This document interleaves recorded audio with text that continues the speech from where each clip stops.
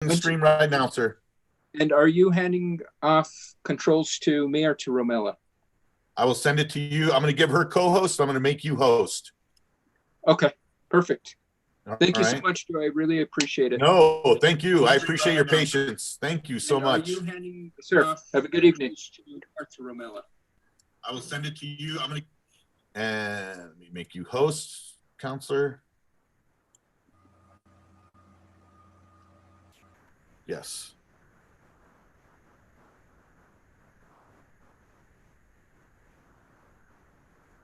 Okay, Romella, are you with us? Yes, I am here. Great, awesome. I understand technology difficulties sometimes. I was so waiting for 30 we'll minutes. get through it. And Counselor Garcia, shucks. Counselor Garcia, when you Yes. said, "Are you with us?" I thought we were at a seance or something. Oh. Well, thank you all for your patience. I really appreciate it. I know we're starting a little later than we anticipated, but we will address the technology challenges and we're ready to go. So with that, let's go ahead and call this meeting to order. Romella, can we get a roll call, please? Yes, Mr. Chair. Yolanda Eisenstein. Here. Bruce Finger. Here. Judith Gabriel. Here. Robert Morlino. Here. Sid Redner. Here. Yvette Serrano. Here. Khalil Spencer. Here. Sky Tolman. Here. Chair Michael Garcia. Here, present. Mr. Chair, you have a quorum. Great, thank you, Romella. Next on the agenda is the approval of the agenda. Hopefully everybody got a copy of the agenda beforehand, and it's also available on PrimeGov. So with that, are there any changes to our current agenda? Mr. Chair, I wish to request an amendment to the agenda since Lieutenant Thomas Grundler is participating tonight. I wish to recommend to move up agenda item 7.F, which is the update on e-bike laws, to 7.A subcommittee appointments. Okay. Are there any other changes to the agenda? Okay, hearing none, can I get a motion to approve? Move to approve. I move to approve. Oh, sorry. Second. Yeah. Okay, so I know we have a lot of folks on this, so let's, to help Romella out, can we say board member Sky moves to approve, and it will help us with the minutes. And so I don't know who moved to approve. Oh. So Judith Gabriel moved to approve. Cal Spencer, Okay. seconds. Okay, thank you. Any discussion? Hearing none, can we get a roll call, Romella, please? Member Eisenstein. Approve. Member Finger. Approve. Member Gabriel. Approve. Member Morlino. Yes, approve. Member Redner. Yep. Member Serrano.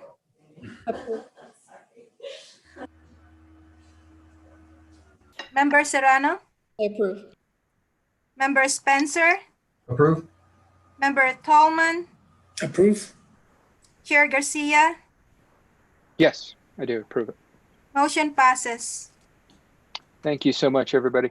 Now, next is approval of the minutes. Hopefully everybody had time to review the minutes. Are there any changes? And if there's none, can I get a motion to approve? Oh, Mr. Chair, excuse me. Yes, Apologies. Romella. I Yes. forgot to include in the minutes your appointments for subcommittees, subcommittee chairs and members. So it should be added under agenda item 7.C of the minutes. And those were the appointments we made during the meeting, not after the fact. Is that correct? Yes. Okay. Yes, Mr. Chair. Okay, thank you so much. Any other changes to the minutes? If none, can I get a motion to approve, please? Motion to approve with the changes discussed. Okay, motion by member Eisenstein. A second, any seconds? Tolman seconds that. Okay, second by Sky. Any discussion? Hearing none. Romella, can you please do a roll call? Member Eisenstein, Yes. Member Finger, Yes. Member Gabriel, Yes. Member Morlino, Yes. Member Redner, Yes. Member Serrano, Yes. Member Spencer, Yes. Member Tolman, Yes. Member, no, Chair Garcia, Yes. motion passes. Thank you, Romella. Okay, next item is communications from the floor. Do we have any community members that would like to give us any comments? And if you do, I would ask that you electronically raise your hand. That way I can kind of go off of which participants would like to speak. I don't see anybody raising their hand. If you want to do it virtually, and I'll just scroll through if I see anybody. Can I just interrupt for 1 second? Because on a lot of Zoom things, there's a button for reactions where you can raise your hand, but there's no button on my screen. If you Okay. click participants at the bottom, that's where it gives you the pop-out menu to raise hand. Thank you. It's not easy to find. Thank you, Rob, for giving the direction. So with that, and because I'm not seeing anybody, if you would just want to recognize yourself, and we can go ahead and have you speak.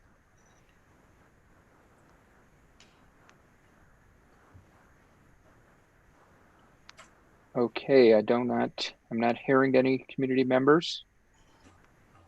I'll do one last call.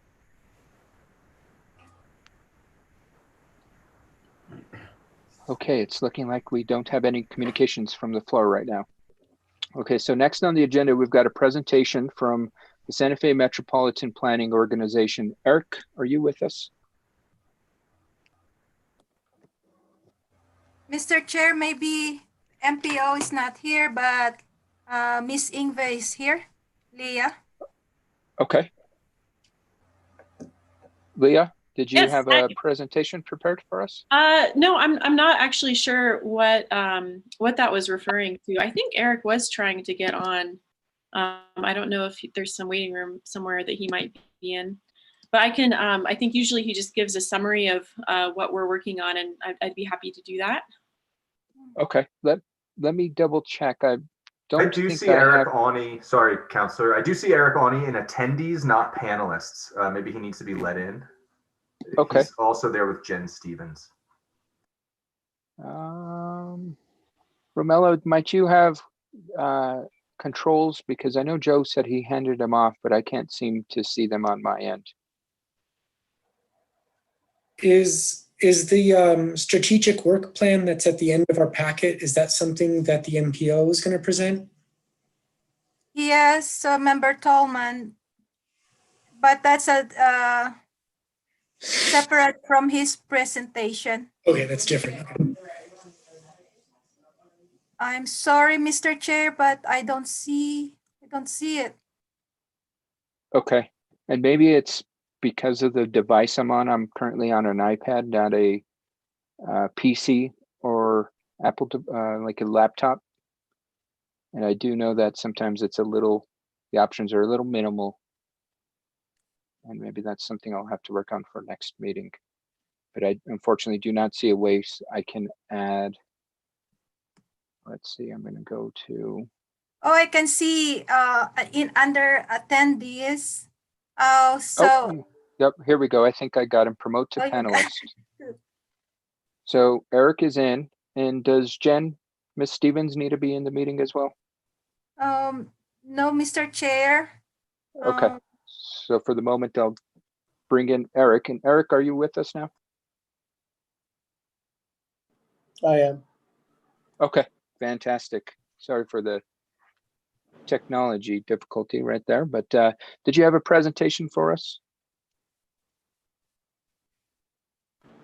Actually, I don't have a presentation.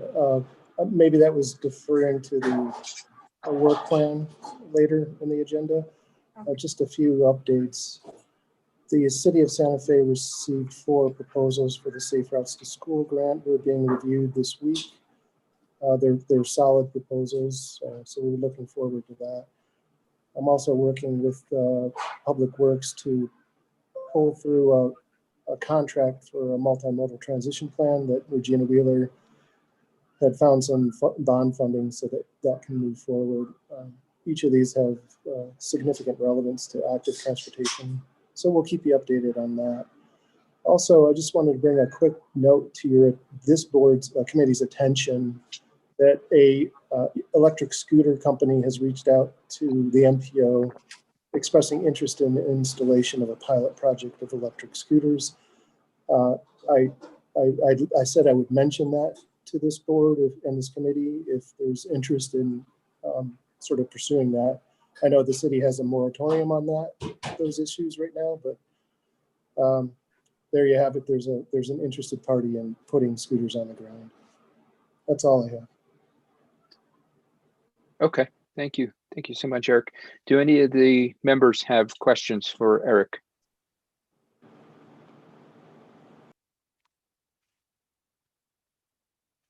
Okay, thank you so much, Eric. I really appreciate it. And I think as it was brought to our attention that there is supposed to be a standing agenda item for the MPO. So we'll work with you on keeping you on the agenda and helping to keep us informed and continuing that collaboration. Okay, so let's go ahead and move on to the agenda. Discussion and possible action items. And so we have a quick change, which is now 7A. We do have, what officer did we have with us, Romella? Member Eisenstein will lead that discussion. Okay. So with that, I will go ahead and hand it off to you, Member Eisenstein. Thank you, Councilor Garcia. I'm not going to make any comments on the memo or the sample Tennessee laws I sent. If you have any questions, I'm certainly happy to answer them. But what I'd like to add is that yesterday, Bruce Finger and I met with Lieutenant Grundler to get his thoughts on e-bikes. And so what I'd like to do is just kind of summarize a few key points that we talked about, and then I'll turn it over to Lieutenant Grundler if he wants to make any additional comments. His thoughts and comments to us were that he has not seen any specific e-bike issues outside of just regular bicycle issues. And as for riding on the sidewalks, he sort of echoed our last month's meeting that there's a safety issue. And then he also commented on the fact that some of the roads are just not geared or up to speed for bicycles. And so he really felt that, any ban that we were to enact on or suggest on bicycles on the sidewalk would be really difficult to enforce because it's really a safety issue and a lot of people don't want their children on the roads. He was not familiar with the different classes of bicycles and felt like his fellow officers weren't either, which is obviously understandable. I mean, I didn't know anything about the different classes until I started looking at it. So that's kind of where we are right now in terms of, do we just put e-bikes in our regular city ordinances to include them, or do we just kind of table the whole issue since there really hasn't been anything specific?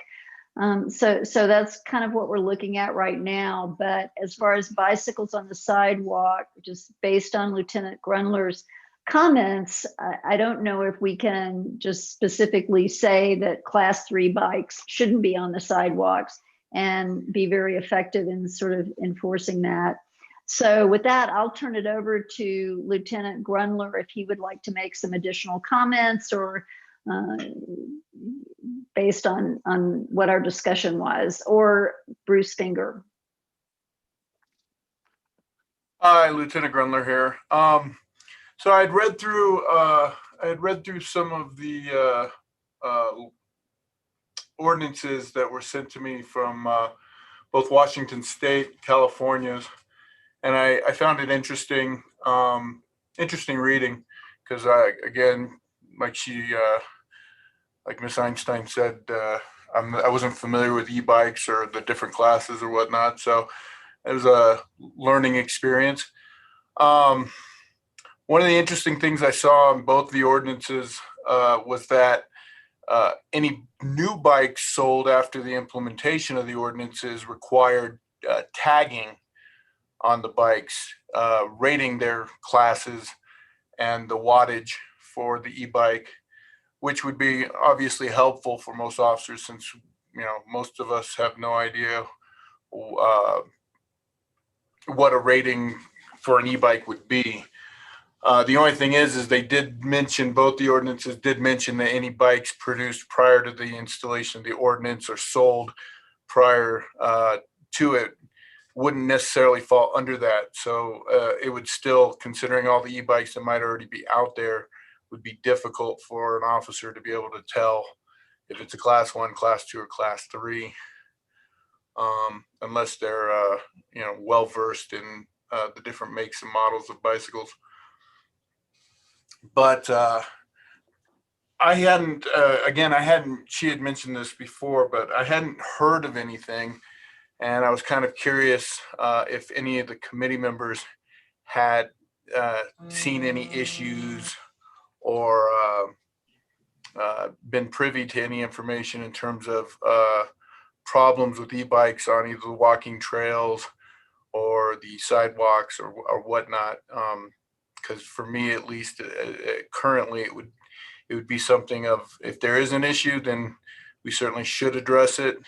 If there isn't an issue, doesn't mean there won't necessarily be one in the future, depending on the popularity of e-bikes and how they sell going forward. So I'm one of the, I think I had mentioned it to the members I spoke with yesterday, that if it ain't broke, don't fix it. But at the same time, if you can see that something might break, you might want to take preemptive action. So it really kind of depends on the committee.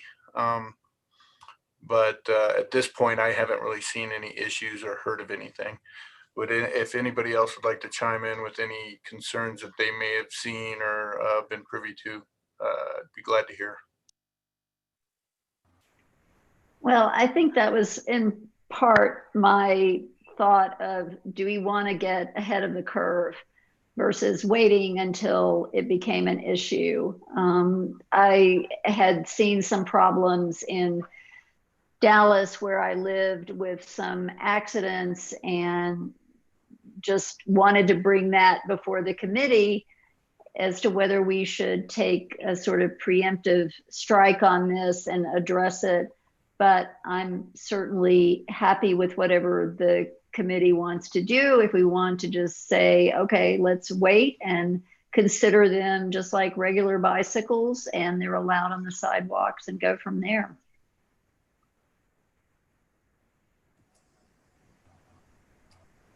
Okay, do any of the members have comments or any questions for Lieutenant Grundler?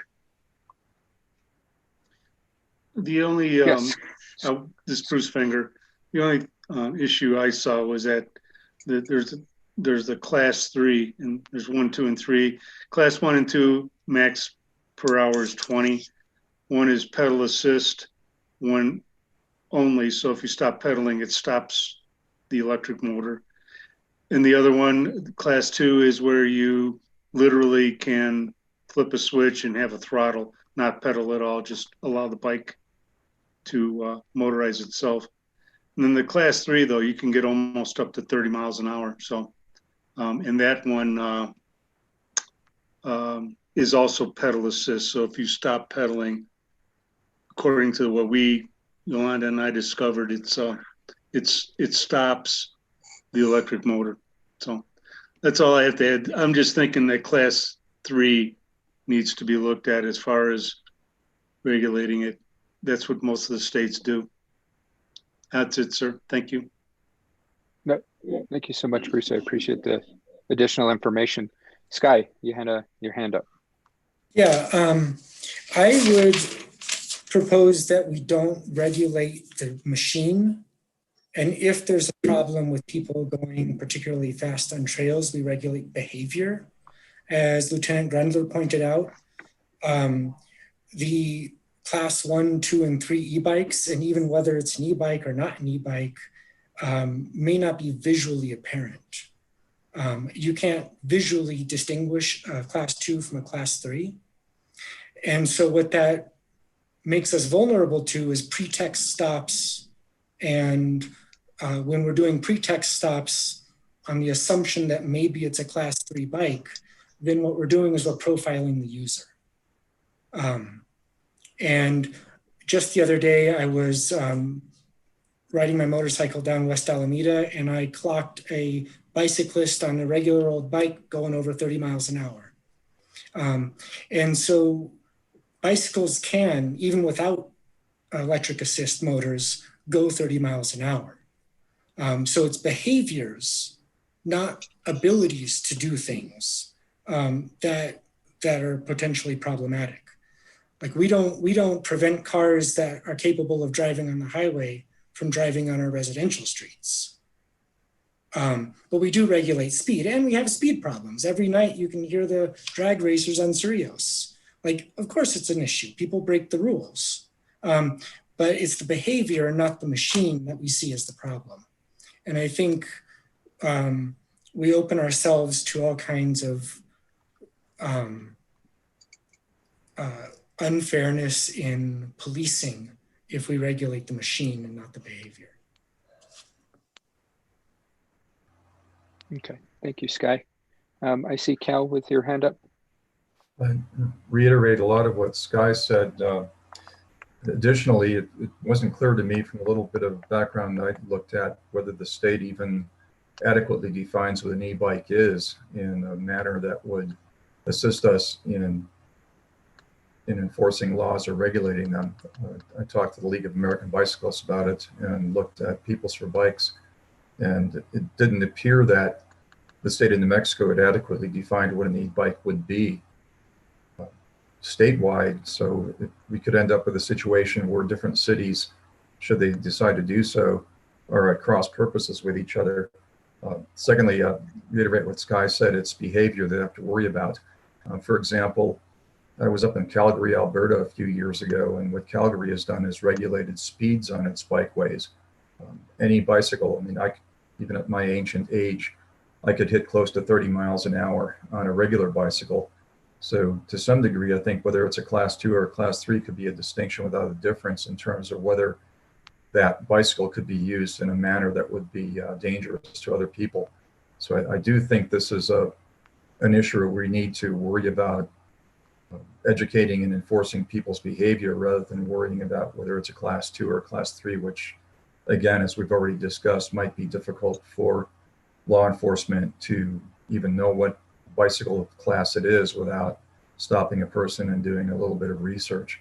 So I would not want to I don't think we're ready to regulate right now. I think we need to do a little bit more homework, find out how much of a risk we're taking, what areas we should regulate speed on our bikeways, and then decide how to make them safer rather than worrying about whether it's a 750 watt motor or something a little smaller.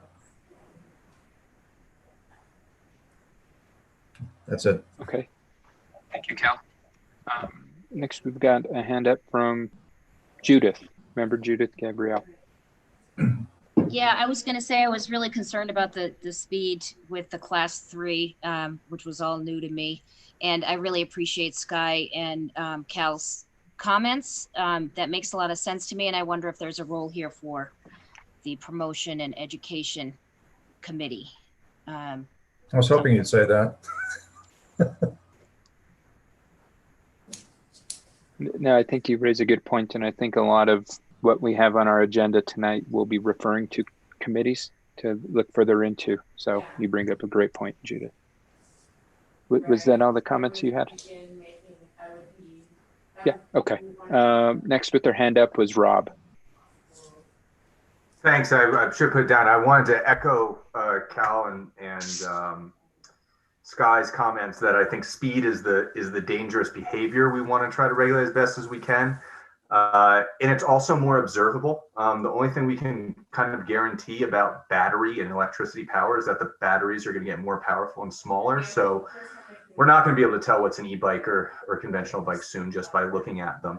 And I think moreover, one of my concerns is I did a little research. I found a North American survey at a Portland State University that showed that e-bikes are disproportionately purchased, at least right now in North America, by folks who are older, maybe have mobility issues or are recovering from an injury. And I think anything we can do, this committee can do to get more people on bikes seems like part of our mandate, whether those bikes are conventional or assisted. So I do think a vehicle that goes 30 miles an hour on a sidewalk is potentially dangerous. There's no doubt about it. And the only reason I think we're all resolved to sit with this is because we don't have other good infrastructure that would allow for the more proper use of these tools. But I do just want to, as we do move forward and try to get ahead of things, think about ways we can maybe suggest infrastructure for e-bikes so that we can have safer sidewalks and so that we're accommodating what is a growing market here and growing use among people who had been previously sidelined and marginalized as cyclists, who are older folks and maybe less physically able. Thank you, Rob. And I see Cal with your hand back up. Yes, a question to Councilor Garcia and Lieutenant Grundler. Does the city have the ability to write ordinances that would impose things like speed limits on bikeways and sidewalks, or do we have to defer to, say, the on-the-spot judgment of a police officer seeing someone behave badly? Like I said, up in Calgary, they actually did post speed limits which varied according to the condition of the bikeway. Say, for example, blind curves. When I brought this up in Los Alamos, when I was chair of the transportation board up there, I basically ran into a brick wall. They just didn't want to deal with that, but it wasn't clear to me whether we could deal with that if we wanted to. Yes, we do have the ability to answer your question, Cal. We have the ability to create the ordinance to set forth those measures. Okay. I don't know if Lieutenant Grundler has any additional comments beyond what I had mentioned. No, I was going to mention the fact that we do have the ability, as long as it's city-owned property, to regulate things of that nature. Obviously, if trails go into private property, we cannot regulate, we cannot impose speed limits or any ordinances on a private property other than zoning stuff, zoning issues and civil things of that nature. Okay, thank you, Lieutenant Grundler. Does anybody else have any other additional comments on the agenda item? Like Sky does. I'd like to make one more comment. Sure, absolutely. Sorry, Sky. Yeah, one more comment I think I'd like to make to encourage us not to try to regulate the machine is that if you live in certain parts of town, or if you have to go to certain parts of town, part of your trip may be impossible to take on a safe road without infrastructure. And so like a class 3 bike might be the only thing that makes sense for you to buy so that you don't have to go slower than traffic on busy roads that are high stress without adequate lanes. And so if you buy a class 3 bike for that part of your trip, you're not going to suddenly get on another kind of bike to go on another part of your trip when the bicycle trail begins. You're going to stay on the same bike and continue and hopefully modify your behavior based on users and being safe with other users. So I think we get into territory that winds up increasing our car dependence when we're trying to be a committee to decrease that in some way. If we go the route of machine regulation and not behavior regulation. Okay, thank you, Sky. I see Member Eisenstein with her hand up. Yes, I just, I'm thinking at this point, maybe the best course of action is, rather than it being a law and policy subcommittee issue, that we move that to the education subcommittee to give us some recommendations on, how we can educate the public and how we can sort of further our education on the e-bikes and the speed issue, because it appears that trying to ban e-bikes, whether it's a class 3 or class 2, doesn't really make sense right now. So to kind of move things along, it would be my recommendation that we ask the education subcommittee to come up with some strategies and recommendations for making sure that we're addressing behavior rather than drafting a lot of ordinances or so forth, and putting Lieutenant Grundler and his staff on, call for having to figure out the different types of bikes or whatever. So that would be my suggestion if everybody's amenable to that. Well, Member Eisenstein, we can, if I think the next step would be to have somebody make a motion to refer the topic to the subcommittee, and then that way we're charging this subcommittee with the work, and then they can come back and report to us as a full committee. So with that, would anybody like to make a motion on the matter? Sure. Ms. Cal, I move that we refer the e-bike question to the Education Committee subcommittee to research what rules and regulations should apply to use of these vehicles, or not vehicles, use of these bicycles on city property. Okay. Do we have a second? Bruce Finger will second. Okay. Thank you, Bruce. Any further discussion on the matter? Well, I think maybe it would be good to make a motion that at this point, all bicycles are allowed on the sidewalks in the city of Santa Fe at this point, because that seemed to be an issue that Ramella wanted us to resolve today. So I'm trying to sort of put that on her plate and resolve that issue going forward. So if I could move that at this point, all bicycles, whether it's an e-bike or regular bicycles, are allowed on the sidewalks. Mr. Chair, if I may, Yes. we don't Ramella. need that motion because based on the UTO, or the Uniform Traffic Ordinance, all bikes are permitted on sidewalks. So we don't need that motion. So we don't need to amend Cal's motion, is what you're saying? Yeah. Yeah, Okay. just Okay. I'm pretty sure that the city already has the ability to selectively keep bicycles off of sidewalks, say in the plaza area or in other areas where it's deemed too dangerous or too busy. So I think we wouldn't want to say that, have a motion putting us on record as saying all bikes should use all sidewalks. I think we already have the regulatory ability to keep people off of sidewalks where it's going to be dangerous. I see Marimella waving her hand up and down, or waving her head up and down. So Okay. I just want to make sure we took care of that issue. yeah, and I think the point of education is, at least what I've seen in my many years of bicycling advocacy and being a league cycling instructor, is it's really important to get bicyclists, whether they're on e-bikes or regular bikes, to recognize that they too can be a risk and that they too need to behave according to safe practice. And so I think that's what the point we have to get across. As Sky said, we don't have different classes of motorcycles on different roads. I have a 1200cc BMW. I can ride it in the city, but if I ride it at 70 miles an hour in the city, Lieutenant Grundler is going to be after me really quick. So what we need to do is get that message across to everybody that, yes, you have a class 3 e-bike, you can't ride it at 30 miles an hour on the sidewalk. It's just too dangerous. So. And most of our And sidewalks Holly. aren't good enough to do that on anyways, so. When you do get your educational component together, the bicycle patrol team in the past has done bicycle rodeos where we invite parents, bicyclists, adults, and children, and go over bicycle ordinances, safe riding practices, things of that nature. So, Thank you, Lieutenant Grundler. I appreciate that.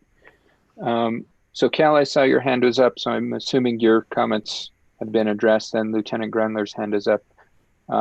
Judith. Oh, yeah, sorry, I Gabrielle. forgot to take it down. Oh, no worries. No worries. Judith, did you Yeah, have so yes, I wonder if this too could be referred to the Education and Promotion Committee. It seems like we can do education around the e-bike issue, but also around the sidewalk issue and just safety in general. So I'm suggesting that. I think that's the motion, is to refer it to that particular committee. Not that it was decided not the law and policy wasn't the appropriate committee to look at this at the moment. It was the education and programming. Yeah, it wasn't clear to me if we were suggesting that we work on, I'm on that committee, that we just work on the e-bike issue. It seems like the sidewalk issue is important as well. So I just wanted to make sure that that would be considered by us. And I don't know if other folks are in support of that. And maybe that's the way it was and I just misunderstood it. Mr. Chair, if I may, Yes, that yes, agenda Romella. item is coming up. So maybe we need to separate it. Okay, Because yeah, the sidewalk let's issue is coming up. great. Thank you for the clarification, Romella. So any other comments from any of the committee members? Okay, seeing none. Romella, can we get a roll call? Member Eisenstein, Yes. Member Finger, Yes. Member Gabriel, Yes. Member Morlino, Yes. Member Redner, Yes. Member Serrano, Yes. Member Spencer, Yes. Member Tolman, Yes. Chair Garcia, Yes. motion passes. Thank you, Romella, and thank you, Lieutenant Grundler, for joining us tonight. I don't know if there was any other agenda items that we had asked for you to stay for, but I just want to thank you for joining us this evening, and thank you for your service to our great city. So moving on to the... Yes, sir. Thank you for the invite. Yeah, absolutely. And we look forward to working with you once we get some policy recommendations to help us implement that with our force. Sounds good.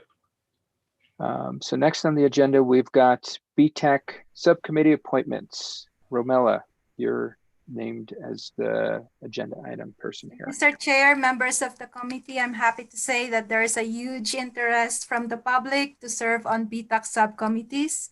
While there are still vacancies for BTAC members in 2 subcommittees, there are no more vacancies for members at large. Mr. Chair, do you have the list of appointees?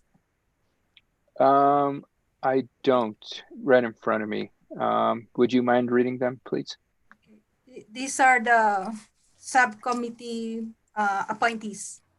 Okay, I'm pulling them up as well. In the packet? Yes. Do you know what page of the packet? After the minutes. Okay, so page 9, Planning and Fundraising Subcommittee. Members, are we going over members at large right now? All the members, including BTAC members, you need to appoint them tonight. Okay, sounds great. Point of order. Yes. I got an updated subcommittee appointment list after the initial agenda went out. Is that any different, or is that the same thing? It's the same thing, I think. Okay, thank you. Okay, and so just so we make sure we're all kind of on the same page, I'm just going to quickly run through the committee, the subcommittees. So the first one is Planning and Fundraising Subcommittee. We're missing 2 BTAC members on that. Am I correct? No, Mr. Chair, I think you've got the old packet. Okay. Would you like me to read their names and you make the appointment? Sure. Yeah. Thank you so much, Romella. So for Planning and Fundraising Subcommittee, the BTAC member is member Sid Redner. For members at large, there is Mr. Tony Gerlitz, Miss Eleanor Stevens, and Mr. Jens Stevens. For Law and Policy Subcommittee, BTAC member, member Yvette Serrano. For members at large, we have Miss Patricia Fegali, Mr. Gary Schiffmiller, and Mr. Ryan Gallagher. For Promotion, Education, and Programming Subcommittee, BTAC member, member Khalil Spencer volunteered to be the chair, and member Judith Gabriel as member. Members at large, it's Mr. Quinn Gallagher, Miss Jennifer Wellington, and Miss Rachel Wexler. The floor is yours, Great. Mr. Chair. Thank you, Romella. And thank you for the interest to the members at large for wanting to join these subcommittees. It is greatly appreciated. And I know that as you just saw, we are referring some great topics for discussion to these subcommittees, which will be making some recommendations to the overall BTAC committee, and hopefully we'll be making some changes and making our roads safer and better for bikers around the community. And so with that, I would like to approve all these recommended members to these subcommittee appointments. And so thank you. I'm going to just thank you, Tony, Eleanor, Jen, and let me bring in Jen. I had her on. I didn't bring her in.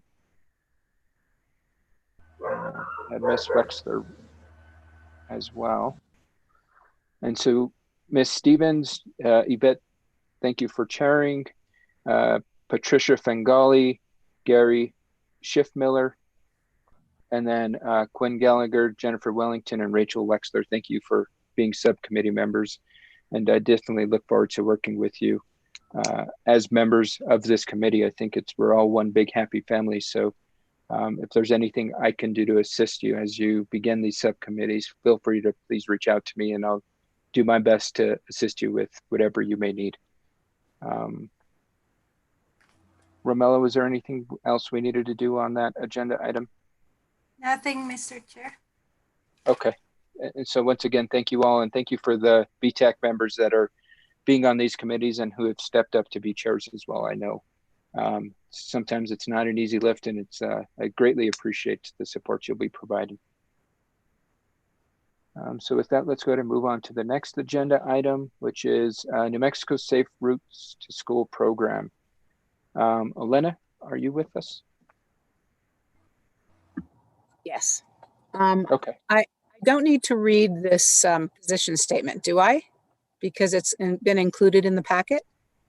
No, unless you want to read it publicly, but I think it's fine because it is in the packet and the public can get it in that means as well. Right. In the interest of time, then I will not read it, but I just wanted to state I work for Santa Fe Public Schools. We are a partner with the City of Santa Fe and the Santa Fe MPO in the Safe Routes to School Transportation Alternatives program grant. We are about to start evaluating the proposals we put out at RFP. And we have 4 proposals to look over in the next week and a half. So there is a group, a statewide group of Safe Routes to School advocates, administrators, teachers, physical education teachers, volunteers, planners that have put together this statement specifically for COVID. And there's nothing really radical here if you had the opportunity to read it. It's just stating to policymakers, the New Mexico Public Education Department, the Department of Health, and the Department of Transportation and others that walking and cycling is an important thing for children to do during this pandemic.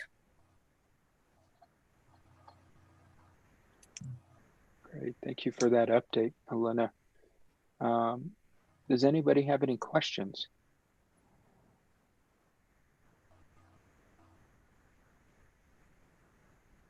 I don't see any. Oh, Sky, I see your hand up. Yeah, Elena, is this, it doesn't seem like there's an ask or a suggestion or a request here. It's like, it seems like the big question that we all have is, what does safe routes to school mean right now because of the pandemic? And I think it's kind of vague on that. So what it's basically saying is that even in the absence of, like, yesterday was the national walk and roll to school day. And so many schools can't, even if they're in the hybrid model or fully in full attendance, they're not encouraging that sort of congregating, right?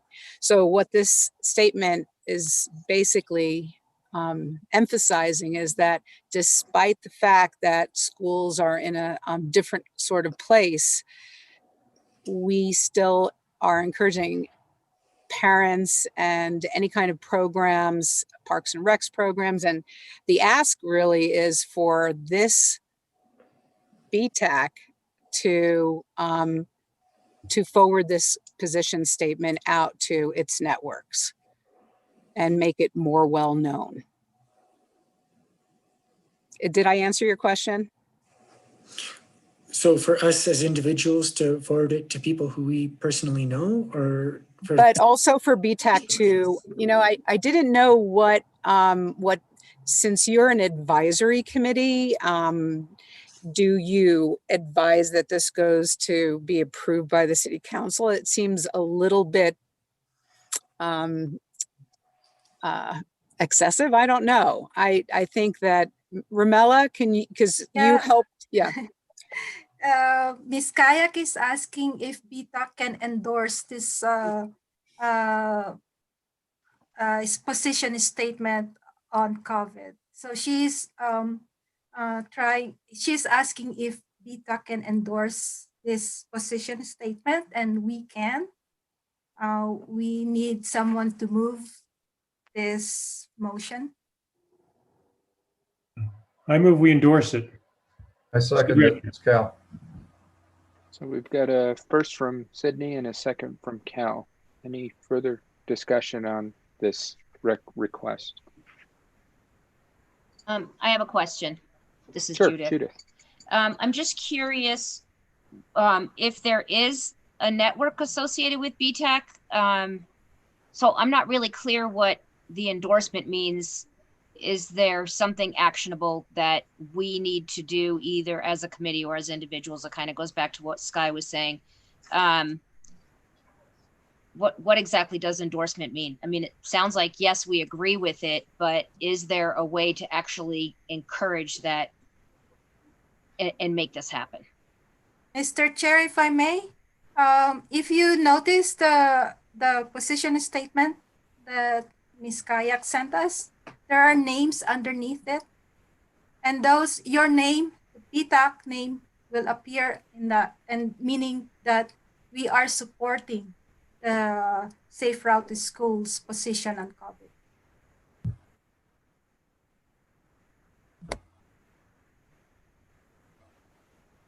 Did that help to clarify that? I think ultimately what would happen is we would be on this list of endorsers of the request. Mr. Chair? Yes, Cal.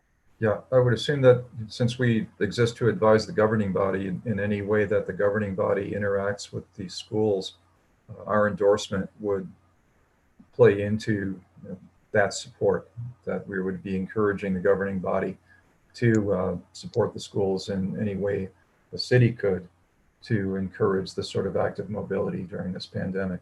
Does that seem reasonable? Yes, I mean, if the committee approves this, I think I'm okay with looking into putting forth and creating a resolution on the matter. Okay. So I think I'm willing to support whatever our BTAC members feel is appropriate. Okay. And then ultimately would be up to the governing body if they Right. want to support that resolution and take it to that level. Okay. And to answer Sky's previous question, I think that, you mentioned sending it to your networks as an individual. I think that's only if it's appropriate within your organization to do that. I think what I would preface any kind of dissemination of a position statement like this to say that as a member of the Santa Fe BTAC, please read the attachment, and know that BTAC has endorsed this position statement. Does that make sense? Yes, thank you, Elena. Yeah, I think if BTAC endorses it, then we can, as individuals, say BTAC endorses it. Even if BTAC didn't endorse it, we as individuals who happen to be members of the BTAC, speaking for ourselves, can endorse it, but we can't speak for the committee unless the committee speaks as a whole. Does that seem reasonable in terms of Robert's rules and basically how these governing committees work? Yes, it definitely does. Just to make that clear. I see Yvette with her hand up and Sky, so let's go to Yvette and then we'll go to Sky. Thank you, Mr. Chair. I just had a question for Safe Routes to School. If we're endorsing this, I just want to be clear about, I know you want us to support your efforts to promote this. What is Safe Routes to School doing to support parents, if that's an ask, to encourage their children to go outside or ride bicycles? What are you all doing to support parents and not just school programs and school programs? Okay, sorry. That's an excellent question. And physical education, I'm going to speak for Santa Fe Public Schools specifically. And I'll use one of many schools that are, if you looked at SFPS last year, a year ago yesterday, we had 9 schools participating in Walk and Roll, and that was encouraging families to come out and accompany their children on routes, trails on their way to school. And there was a huge turnout. It was the best we've ever had historically. But aside from those big events, we have PE teachers, two in particular, at Nina Otero and at El Camino Real Academy, who have written grants to purchase bicycles. They are mountain bikes at Nina, and they are striders for the youngest children at El Camino. And they are teaching bicycle skills and safety skills as part of their curriculum.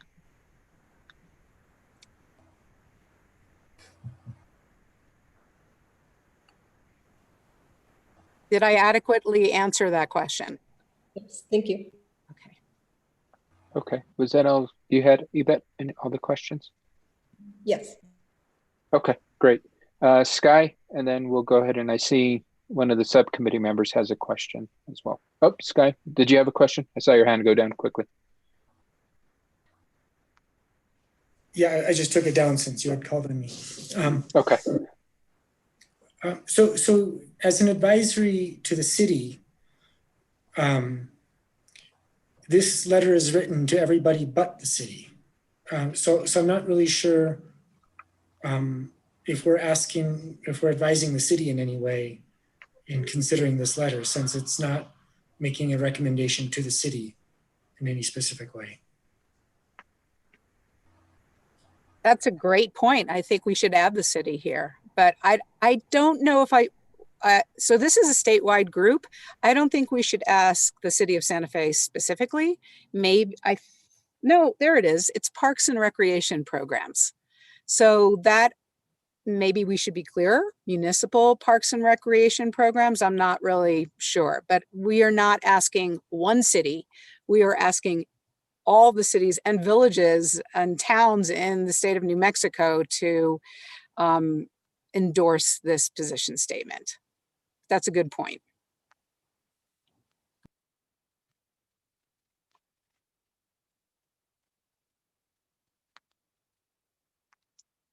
Okay, was the question answered, Sky? Okay, we'll go ahead and go on to Jennifer, and then I think we'll go ahead and do a roll call after that.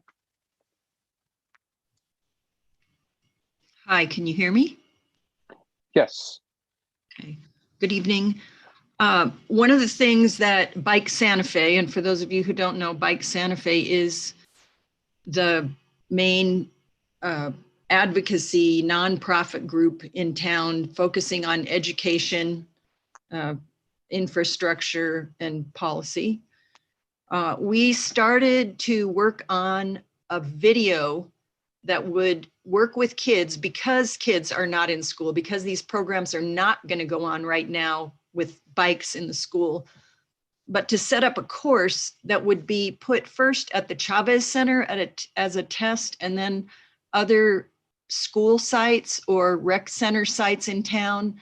And the bike course would be set up so that people, parents, kids could go there and then have from their YouTube video, which I assume would be both on the city site through the BTAC page and also the schools page and any safe routes to school page that comes up, they could download or hook into that YouTube video, which will show how to do these exercises. And they're basic bike handling exercises, not how to ride your bike, but beyond, how to correctly start and stop, how to make corners, how to turn. There's a figure eight, there's a sort of a slalom course, and they're very basic moves. And if that goes over well or is utilized, we can add to that. And this is based on the League of American Bicyclists smart cycling programs with kids. That's all. Okay, thank you, Jennifer. I appreciate the additional information. Any other discussion on the matter? Okay, hearing none. Romello, can we get a roll call, please? Yes, Mr. Chair. Member Eisenstein? I agree to support. Member Finger? Yes, sorry. Member Gabriel? Yes. Member Molino? Yes. Member Redner? Yes. Member Serrano? Yes. Member Spencer? Yes. Member Tolman? Abstain. Chair Garcia? Yes. Motion passes. Okay, thank you, Romello. Let's go ahead and move on to the next agenda item. And thank you, Elena, for joining us tonight, which is request for bike yield to PEDS, pedestrian sign, to be placed in numerous prominent locations facing both directions along the riverside of East Alameda between Old Santa Fe Trail and Palace Avenue. And this was put forth by a constituent. Ann Young. Is Ann with us? I do not see her in the room. Let me make Mr. sure. Chair, Ms. Young is not here, but she emailed me to read her request, which is the agenda caption, which you just read. A short background on Ms. Young's request. Sometime in June or July, when she was corresponding with me and Councilor Garcia, advocating for banning the bicycle riding on sidewalks. Santa Fe MPO staff suggested to put up signage on sidewalks because she said that's what their experience putting up signage on trails, but that trails are much wider than sidewalks, which makes sense. I spoke about this request with the former division director of engineering, Engineer John Romero, And he told me that the city does not have funding to install the signage on all sidewalks throughout the city. Apparently, we cannot pick and choose which sidewalks we can put up signage. Number two, he said also that signs or signage on sidewalks pose hazards for bicyclists and pedestrians. And number three, there are ADA regulations that we need to comply with. So this issue is more complex than we thought. And so I recommend to the committee to refer this issue to the Planning and Fundraising Subcommittee to study in depth this issue. Is this the appropriate solution to Ms. Young's problem or safety on sidewalks? And the second recommendation is to refer this matter to promotion, education, and programming to formulate strategic actions for increasing public awareness on appropriate sidewalk etiquette, because there's a sidewalk etiquette, but the public is not aware of that or not doing it. This includes identifying other nonprofit organizations that BTAC could work with. That's all, Mr. Chair. Okay, thank you so much for the background information and recommendation, Romello. I appreciate it. Any comments from the committee members? Cal. Hi. And then Sky. Thank you, Mr. Chair. As far as East Alameda, one of the things I did last winter when this started popping up is I basically took a ride all the way from Siler up through downtown and beyond on East Alameda. And one thing that was rather apparent was the city doesn't really indicate where the shared use path ends until you get to a roadway shared. There's a sign, I think, when you get east of Galisteo that says roadway will be shared, one of the Sharos type signs. But what you see is that what starts out as an 8 or 9 foot shared use path rapidly diminishes to a sidewalk width, but there's no indication that at that point you're no longer on a shared use path, but on a sidewalk. So I think we haven't been very good as far as a city stewards of even educating people as to when the bike path ends, to make it sound a little bit trite. So I think we do need to research this a little bit. It would seem to be a little bit awkward to say that we couldn't put any signs up in a strategic location that wouldn't impact ADA or be a risk to a bicyclist, when at the same time we're essentially creating a risk by lacking good guidance as to when we go from a shared use situation to a sidewalk situation. So I think we do need to do a bit of a deep dive into that. And if we're going to do due diligence, it's not just a matter of signage, it's a matter of what does the facility look like and how should it be used? Because it's clear to me, when you get past Galisteo going downtown, it is no longer a bike path, it is a sidewalk, period. I will relinquish the floor. Thank you, Cal. Sky. Sky, you're muted. Oops, I was unmuted when I made noise inappropriately, and now I'm muted.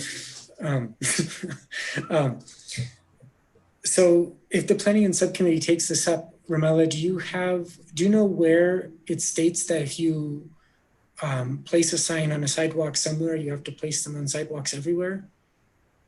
I can give that to you as yes.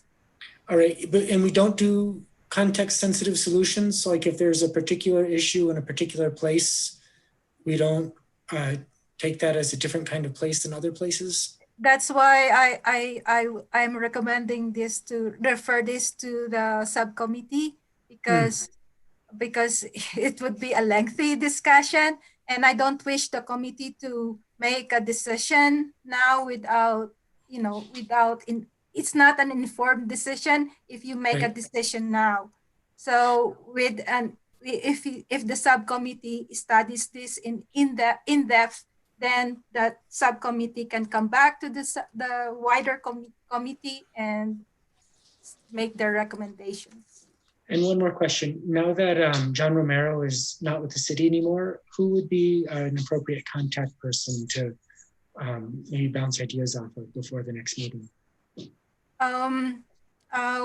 We don't have it right now, but we are going to hire a project manager who is a professional engineer, and I'm not sure how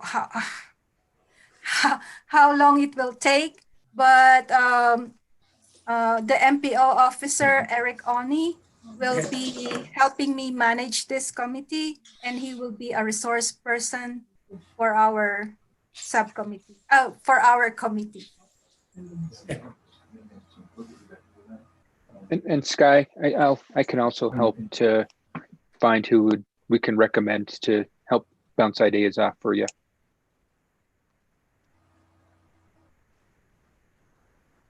Okay, any other comments on the matter? Mr. Chair? Cal? Is Yes. it appropriate for me to send to the full committee the blog posts I put up last winter, or would that be considered an Open Meeting Act violation? Since it's on the agenda. I think if you want to send it to Romella and she can include it in the minutes, okay. That way, I think that would probably be the best means. Okay. All right. You can send it to, say you're sending it to everybody, but we include it in the minutes. That way everybody publicly can have access to that as well. Okay. Okay, any other comments? Do we have a motion by any committee members?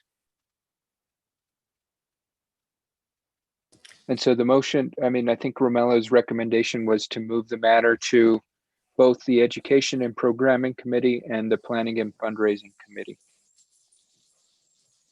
If that's a motion, I'll second it. Well, I'll make the motion. So Member Tallman makes a motion to send this matter to the Education and to the Planning and Fundraising subcommittees. I'll second it. Okay. Any further discussion? Okay, hearing none. Romella, can we get a roll call? Member Eisenstein? Yes. Member Finger? Yes. Member Gabriel? Yes. Member Morlino? Yes. Member Redner? Yes. Member Serrano? Yes. Member Spencer? Yes. Member Tolman? Yes. Chair Garcia?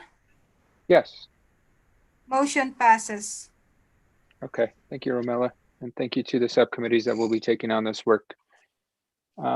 Next item on the agenda is Bishop's Lodge Road Safety for Bikers and Pedestrians. Mr. Taylor, are you with us? Yes, I'm here. I see you. Okay, the floor is yours. Thank you, Councilor Garcia, and thank you, committee, for giving me time tonight. About a year ago, I approached the mayor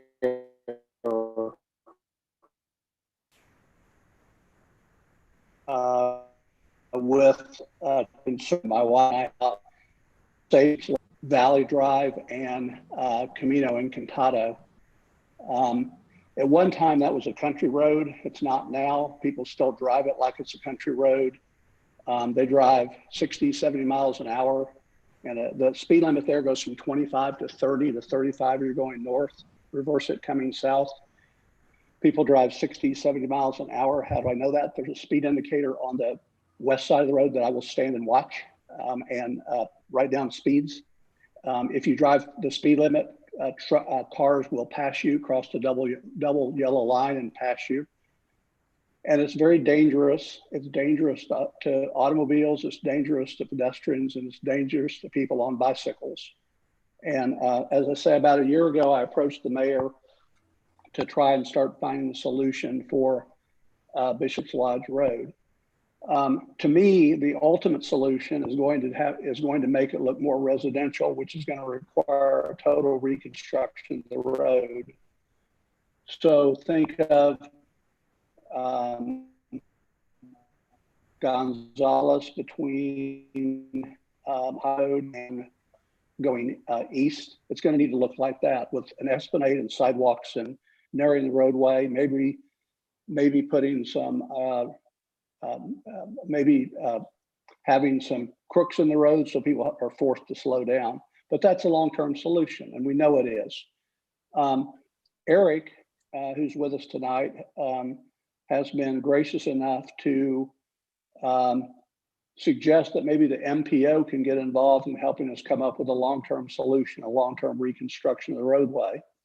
And that reconstruction will include not only road improvements, but also a hike, a walk and bike path, a place for people to safely walk and ride their bikes the town and beyond.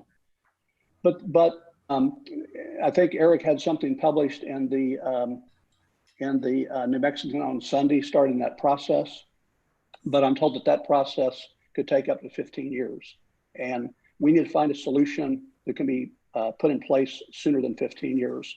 There are a lot of things we can do about speeding, and that's not really the purview of this committee. But you know, things such as speed cameras, signage, devices to calm the road, etc. I will point out that it's really, as I researched this, the noise pollution from a car going 40 versus 30, or excuse me, if a car goes 30 instead of 40, there's half the noise pollution on the road. If a car goes 30 instead of 50, there's 10% of the noise pollution on the road. So this is also a peaceful enjoyment issue. But what I'm trying to create solutions before we can get to the permanent solution. And one thing that I'm asking this committee to think about is there any way that we can creatively come up with a solution that doesn't cost a tremendous amount of money to put a bikeway, a bike path, hike and bike path on Bishop's Lodge Road, the south end. So from Morales north, I'm talking about a stretch of a mile of road. Is there any way we could put a hike and bike path in on one side of the road or both, maybe where you have to cross over, so that people can safely bike and hike to town? We've started putting a neighborhood group together, and those who are cyclists will tell you that Bishop's Lodge is extremely dangerous. Those of us who are walkers, my wife and I used to walk to the plaza. It's less than a mile. We're afraid to do that anymore just because the shoulders are in such bad condition and because of the speeders. So that's what we're after. We're after some sort of solution to make the road safer, but also to where it's pedestrian friendly and bicycle friendly. And we think that would be a huge advantage, not only to our neighborhoods, but to the community as a whole. So that's what I wanted to address you about tonight. Happy to answer any questions anyone has. Mr. Chair, I have an Yes. update on that, if I may. Yes, Romella. So, and Mr. Oni can help me with this. So on October 1st, the Technical Coordinating Committee of the Santa Fe MPO held a special meeting where we voted on the MPO included the Bishop's Lodge Road, State Road 590 reconstruction in the MPO list of priority projects. But the first step is to release that to the public for public comment period. It's a 30-day comment period. And after that, the MPO will have to prioritize the projects which are included in the 2020-2045 Metropolitan Transportation Plan. Because if a project is not listed, is not a priority project within the transportation plan, Public Works cannot do anything about it. But the projects needs to be prioritized. And one of the first duty and responsibility of this committee is to assist MPO in prioritizing these projects. But we haven't established that process. So my recommendation is for the planning and fundraising committee, either planning and fundraising committee or the law and policy subcommittee, to talk with the MPO and establish that process. How could you assist MPO in prioritizing the projects that are prioritized in the 2020-2045 Metropolitan Transportation Plan? Also, if the project is prioritized, I don't think it will take 15 years to implement this project. The cost estimate for this project is $4.5 million.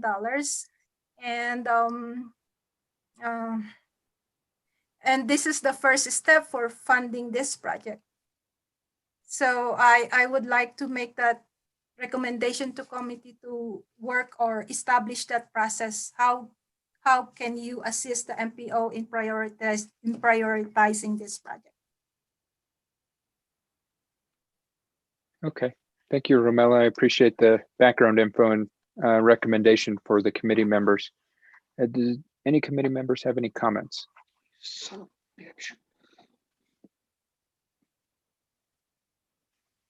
I just have like a, ignorant outsiders question. I mean, isn't it simplest just to put speed bumps on the road? I mean, can't that be done really quickly and really cheaply?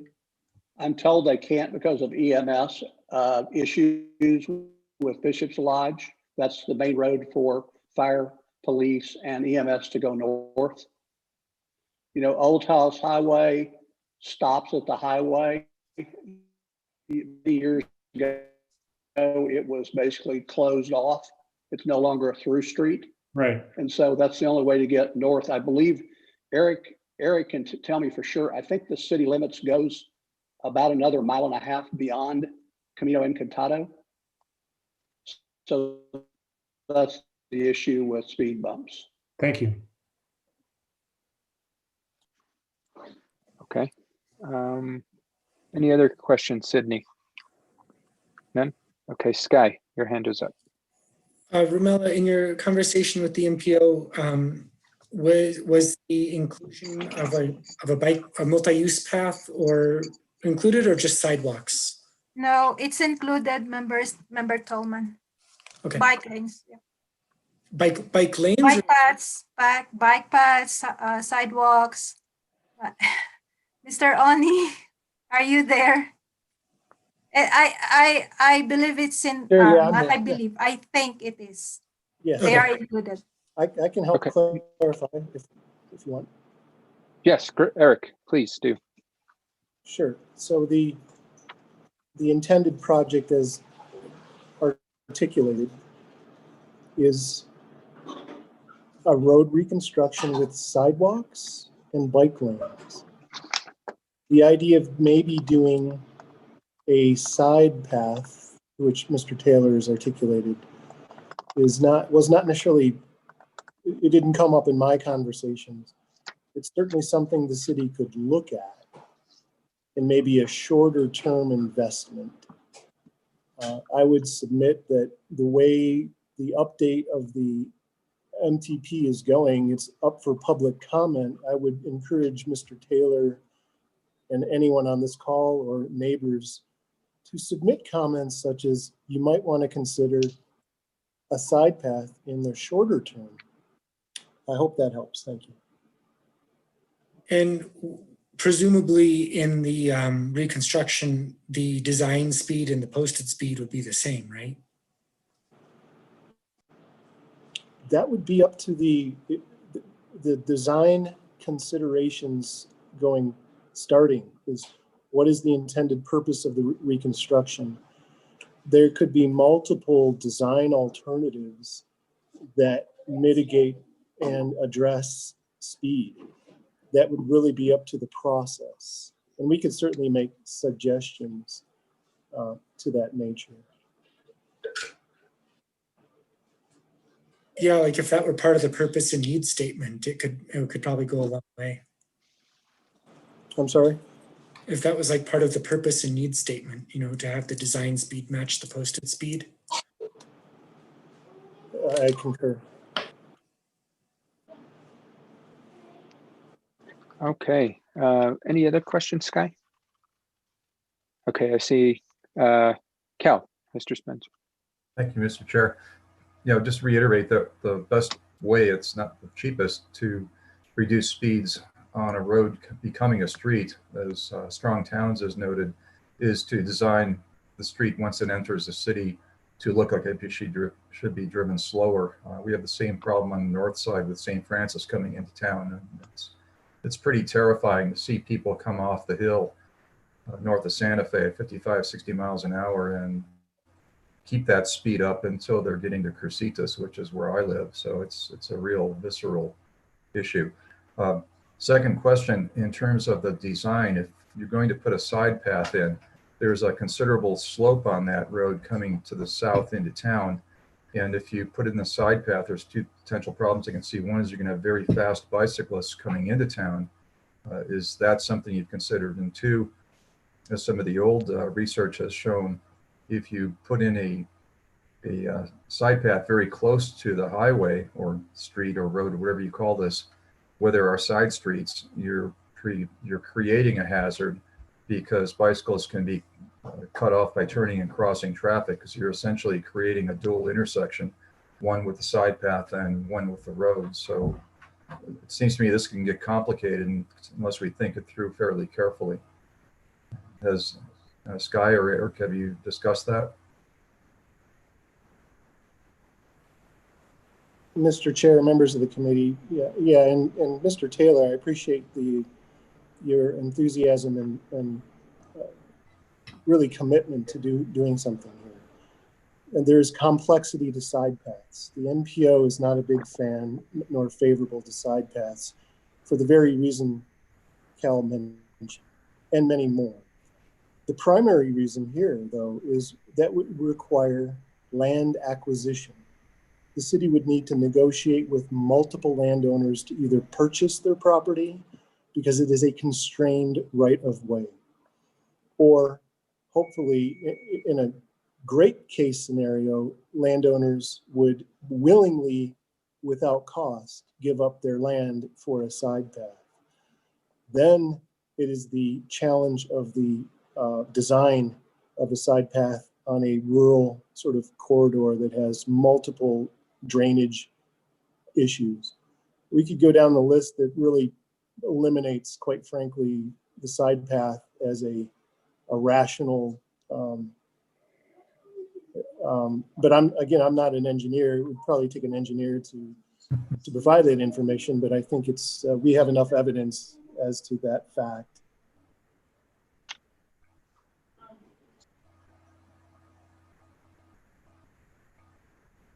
Okay, was that all the questions you had, Cal? Oh, yes, thank you. Thank you, Mr. Chair. Okay, yeah, absolutely. Any other questions from the committee members? Seeing none, do we have any recommendations to refer this to a subcommittee?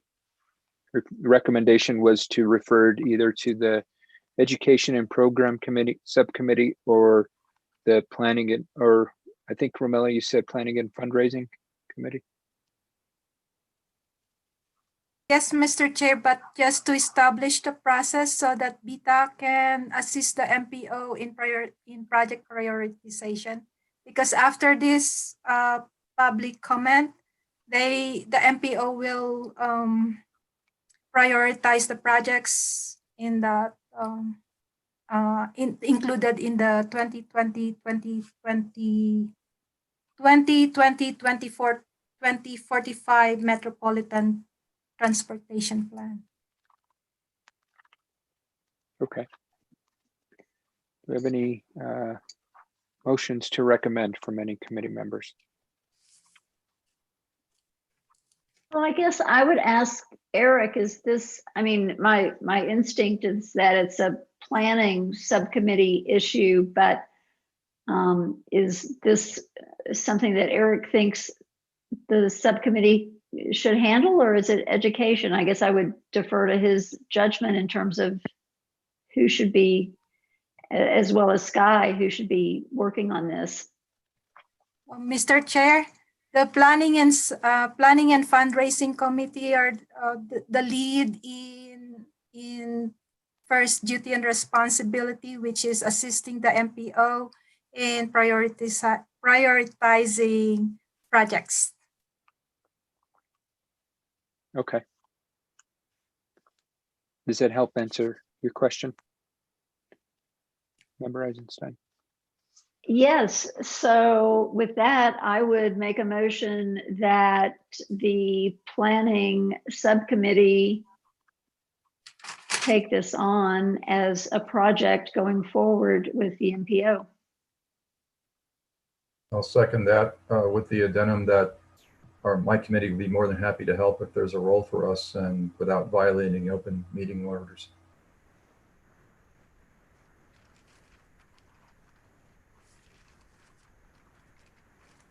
Okay, so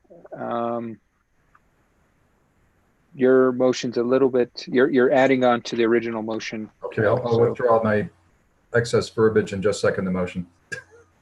Okay, and should there need to be for the education and programming, I think we could always refer to that committee as well. Okay, so hearing a first and a second, any further discussion? Okay, hearing none. Romilla, can we get a roll call vote? Yes, Mr. Chair. Member Eisenstein? Yes. Member Finger? Yes. Member Gabriel? Yes. Member Morlino? Yes. Member Redner? Yes. Member Serrano? Yes. Member Spencer? Yes. Member Tolman? Yes. Chair Garcia? Yes. Motion passes. Okay, thank you, Romilla, and thank you, Mr. Taylor, for joining us this evening. And we'll do our best to keep you apprised of when the subcommittee provides recommendations or any updates to the overall BTAC committee. Thank you, and thank you for the committee's time this evening. Yes, thank you so much. Have a great evening. Okay, let's go ahead and move on to the next item, which is update on St. Francis Rios Underpass safety risk mitigation and corrective actions. And Mr. Spencer, this is your agenda item. I'm going to relinquish the floor to you. Okay, thank you, Mr. Chair. Okay, so it's more of an update and consolidation at this point because I think we're just starting to get on top of what we think we know. So we were briefed on reports of assaults, harassment, camping, debris, drug stuff down in or near the St. Francis Rios tunnel the last time by Captain Champlin. Previous to this summer, the tunnels didn't have their own GIS addresses, so it wasn't always clear whether reported incidents were actually associated with the tunnels or nearby. Since June, I think the new city mapping system has allowed the city to start to map incidents specifically more accurately with respect to tunnels. And so this database is now being utilized. And based on the existing data, according to Captain Chaplin, comparing the Harrison versus, which is by Pete's Place, and the Midtown shelter, the tunnel didn't look to him like a particularly bad locus for crime. It's had a few, but as I'm reading the paper lately, it seems that the Pete's Place area has been a much more serious issue. Not that this isn't an issue. The Santa Fe Police, nonetheless, is instituting a problem-oriented policy geared at getting more observations, more focused police policies, and will be data-driven and will include more police patrolling of the tunnel areas. Also, as I think we already noted, our liaison with the PD will now be Lieutenant Grundler. So that's what we think we know so far. I think at this point, getting too specific in recommendations would be getting ahead of the data. But I would like to offer one motion, more of a general motion to guide staff. And that is, I move that in conjunction with safety optimized design for future tunnels, the BTAC advises to direct staff to see if there is funding to conduct a mitigation study for the St. Francis Rios underpass. The study would include alternatives to enhance safety in underpasses. The study needs to come up with alternatives which will be utilized when possible to backfill safety alternatives at the St. Francis Rios tunnel and also be used in future tunnel designs, since the tunnel is on the agenda for St. Michael's and possibly down the line elsewhere. So I relinquish the floor, sir. Okay. Thank you, Cal. And so with that motion, is there a second?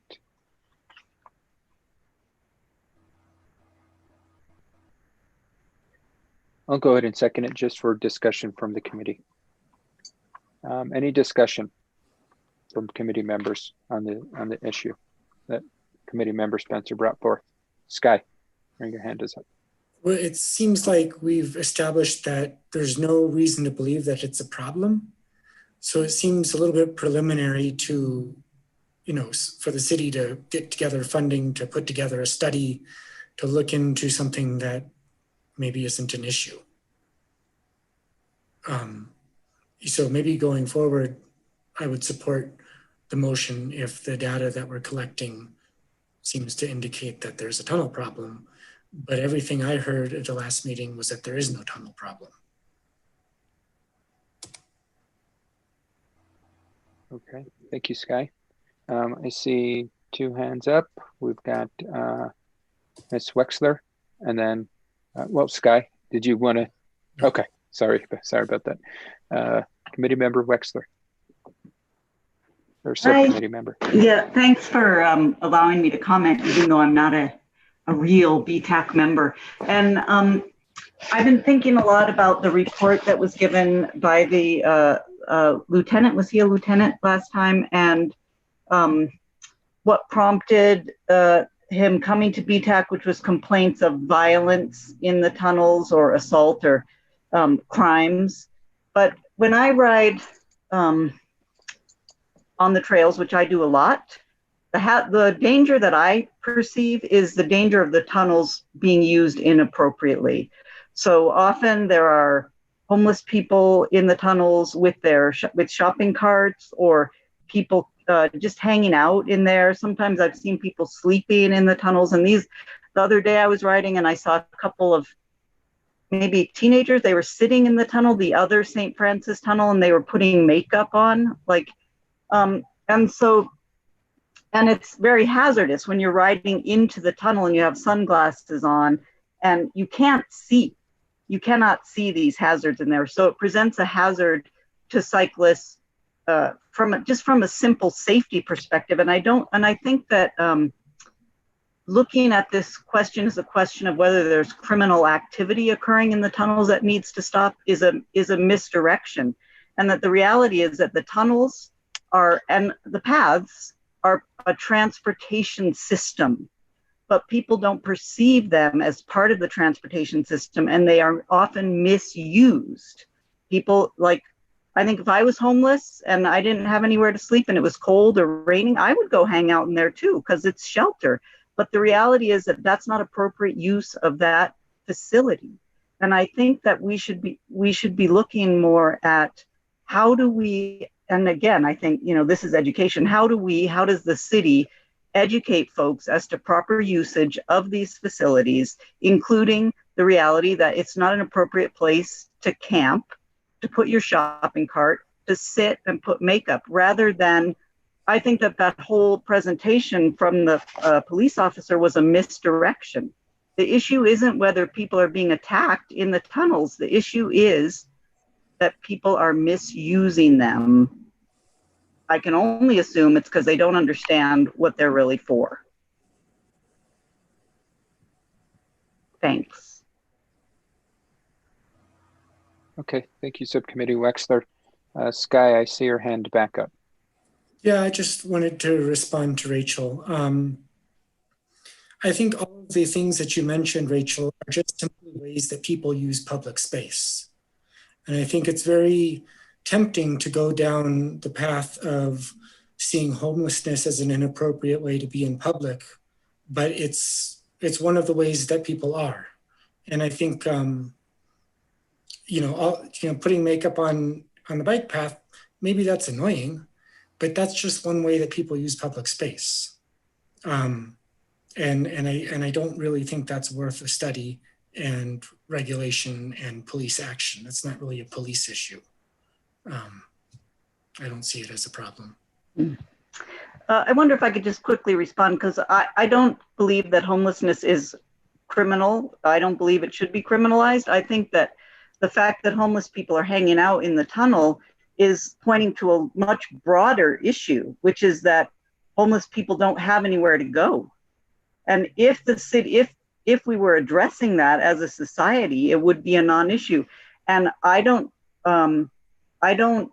disagree with people utilizing public space, but the trails are part of a transportation system. So would you sit out on the road out in front of my house and put makeup on?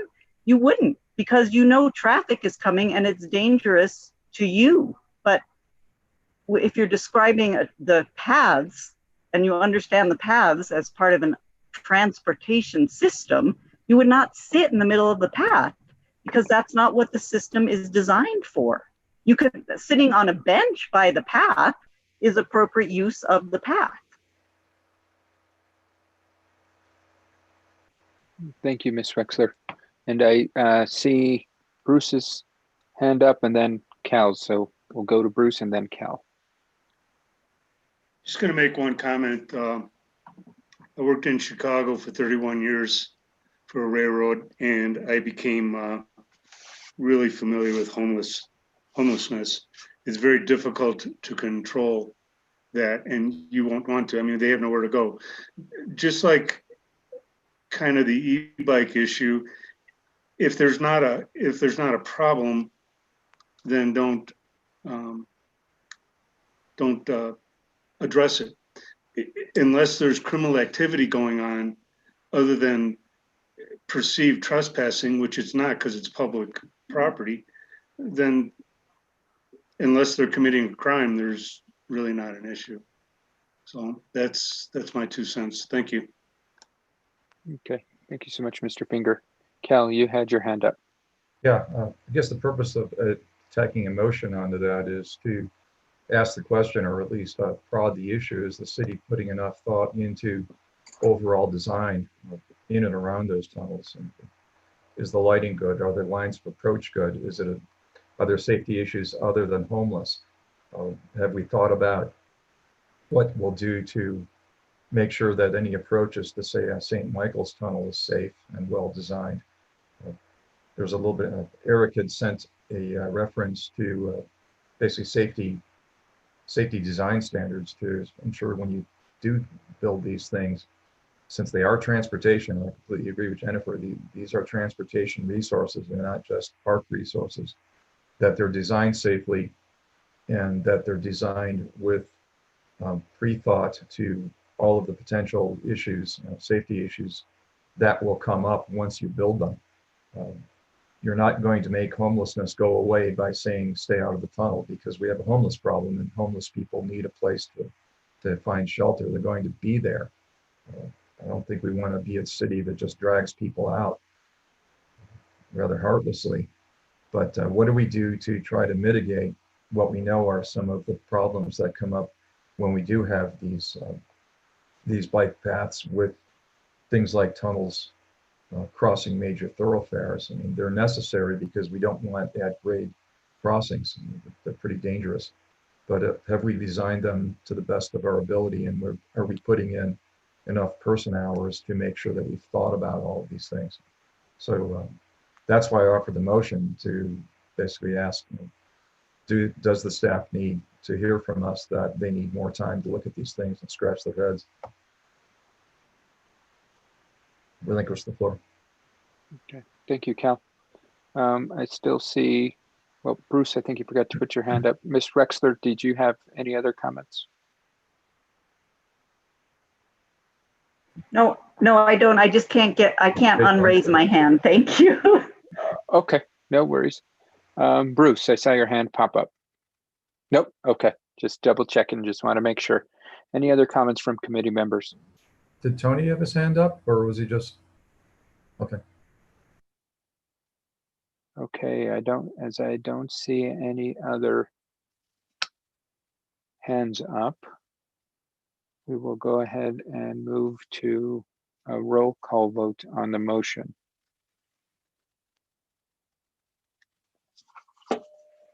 Ms. Glorioso Mas, are you with us? Yes. Member Eisenstein? I'm sorry, I'm still a little confused as to what I'm voting for. What, would you explain the motion to me again? I'm sorry, I guess I just wasn't really. The motion mainly is to ask the BTAC staff liaison to find some funding for studying to study the mitigation measures or safety measures, alternative safety design of underpasses. So in the future, we can use it also for St. Michael's Drive Rail Trail underpass. And also if there's some alternative measures or mitigation measures that the study or the engineer come up with, then we can look for funding to construct it. That's my understanding of the motion. I do not believe Okay. there was a second.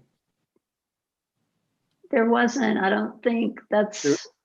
I would submit that in absence of a second, the motion dies. I made a second. Yes. I had made a second for purpose of discussion. Okay, well, I would say at this point, I would have to say no, because I'm not really clear at this point that we've come up with a real problem. I bike the tunnels and the trails on a regular basis, and I mean, at this point, I'm not really sure I see a problem, so I would have to say no. Member Finger? I agree with you, Yolanda. I don't think there's a huge issue here that warrants a study. Member Gabriel? No. Member Morlino? No. Member Redner? No. Member Serrano? No. We have 6 votes. Do I need to continue? Member Spencer? Yes. Member Spencer? Yes. Member Tallman? No. Chair Garcia? I'm going to abstain since this was something that might come in front of governing body. Motion failed. Okay. Thank you, Kat, for bringing that tonight. Maybe we can think of a recommendation for a subcommittee, because you do raise some good points that I think warrant further discussions and further review. And yeah, maybe we can look at how we can make that a topic of research for one of the subcommittees. Okay, sorry, let me pull up the agenda. Next on the agenda, we have comments on resolution number 2020-24, establishing a framework for the closure of streets to vehicular traffic for a certain period during 2020. And committee member Tallman brought this forth. And I'll relinquish the floor to you, committee member.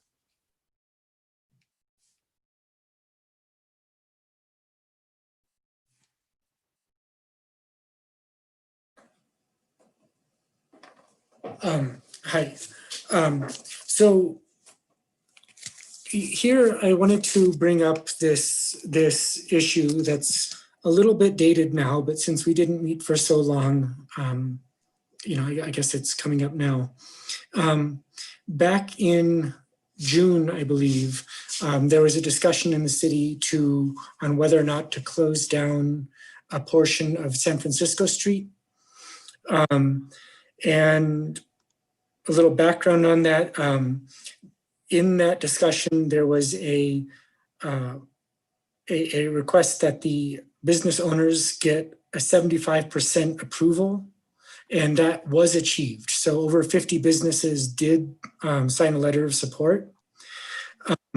There was also a significant movement in opposition to it that got about 3,000 signatures.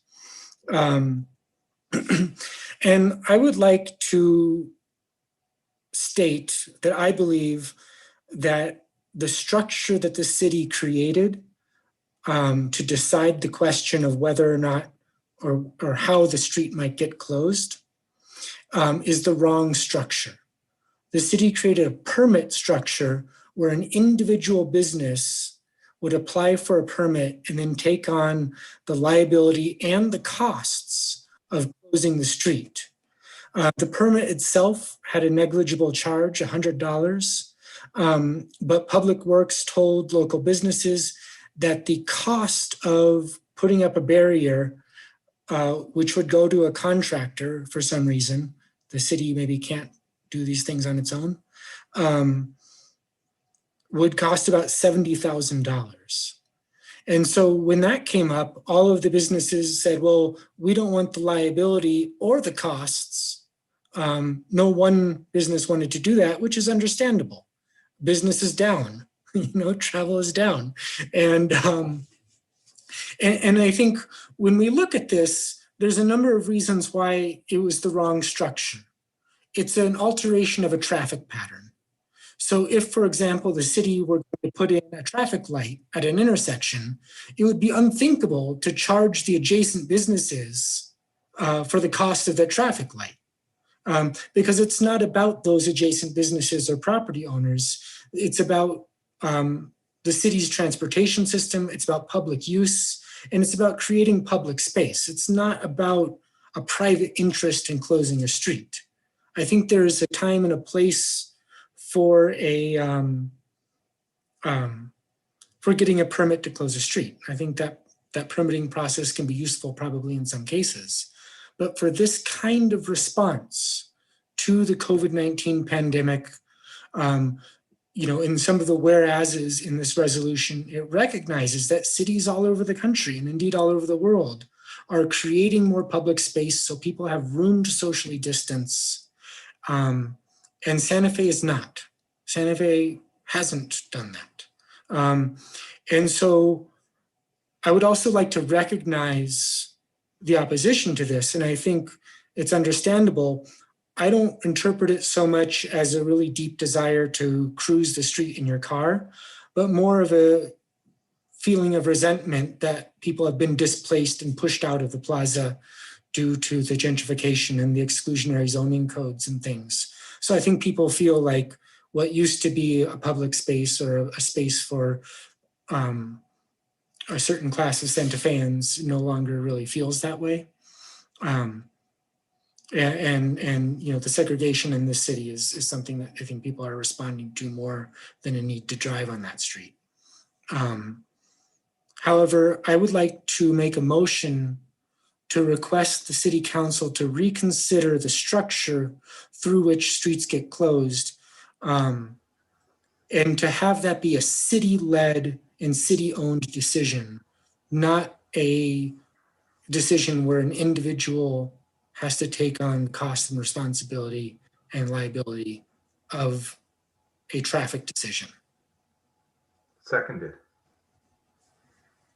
Okay, so we have a motion from Member Tallman and seconded, was it by you, Mr. Morlino? Member Morlino? It was, sorry. Okay, I just wanted to make sure I was hearing correctly. So Sky, just so I make sure understanding your motion, it's for the city to reconsider how it permits such requests. Maybe I'll word it more precisely just so it's more useful to you. I'd like to make a motion for the city to reconsider the closing of San Francisco Street or other streets through a city-led process and not a business or individual-led process, not through a permit process. And okay, so thank you for that clarification. And since Committee Member Morlino was the second, do you agree to second that motion? I do. I agree to second again. Okay, great. Thank you so much. We have a first and a second, so let's move to discussion. And Committee Member Morlino, your hand is up. I didn't realize that, but I do have something to say on the topic. I support the theory here. I think in Santa Fe and throughout the county in New Mexico, we've kind of thrown all our eggs in one basket revenue-wise with GRT. And if this city is going to make most of its revenue off of GRT, I think we have to support these businesses better. We do a lot to support tourism and the downtown, historic downtown area. And I think in this case, the city did not provide as much support as it could have. And the pretense, I used to cruise with my grandpa in his old Chevy down to the city square. It was not the Plaza of Santa Fe. Some of the fondest memories I have, but my livelihood didn't depend on it. And he was a small business owner. He's passed now, but I know he would have opposed the way the city went around doing this as a small business owner, knowing full well that even though that cultural consideration, something he loved to do, did not have the same revenue implications during this time that allowing these sort of accommodations could. And I think a lot of the support, especially over this summer, could have been better and more outright from the city to support these businesses downtown. So I support Member Tallman's motion because I think it deserves reconsideration to try to make these accommodations easier, less cumbersome logistically and less cumbersome financially for those businesses. Thank you, Committee Member Morlino. Any other committee members have comments on the matter? Committee Member Spencer, see your hand up. Yes, thank you, Mr. Chair. My main concern is, does such a broad motion fall within the purview of the BTAC, given it's a permitting motion on how do you close streets in general, rather than something that specifically applies to bicycles or pedestrians? For one thing, bicycles aren't even considered vehicles in New Mexico. They're considered a device. I am absolutely sympathetic to Mr. Tallman's motion and his criticism of the way the city did this. My concern is, does it fall within our mandate? Thank you. Thank you. Any other comments from committee members?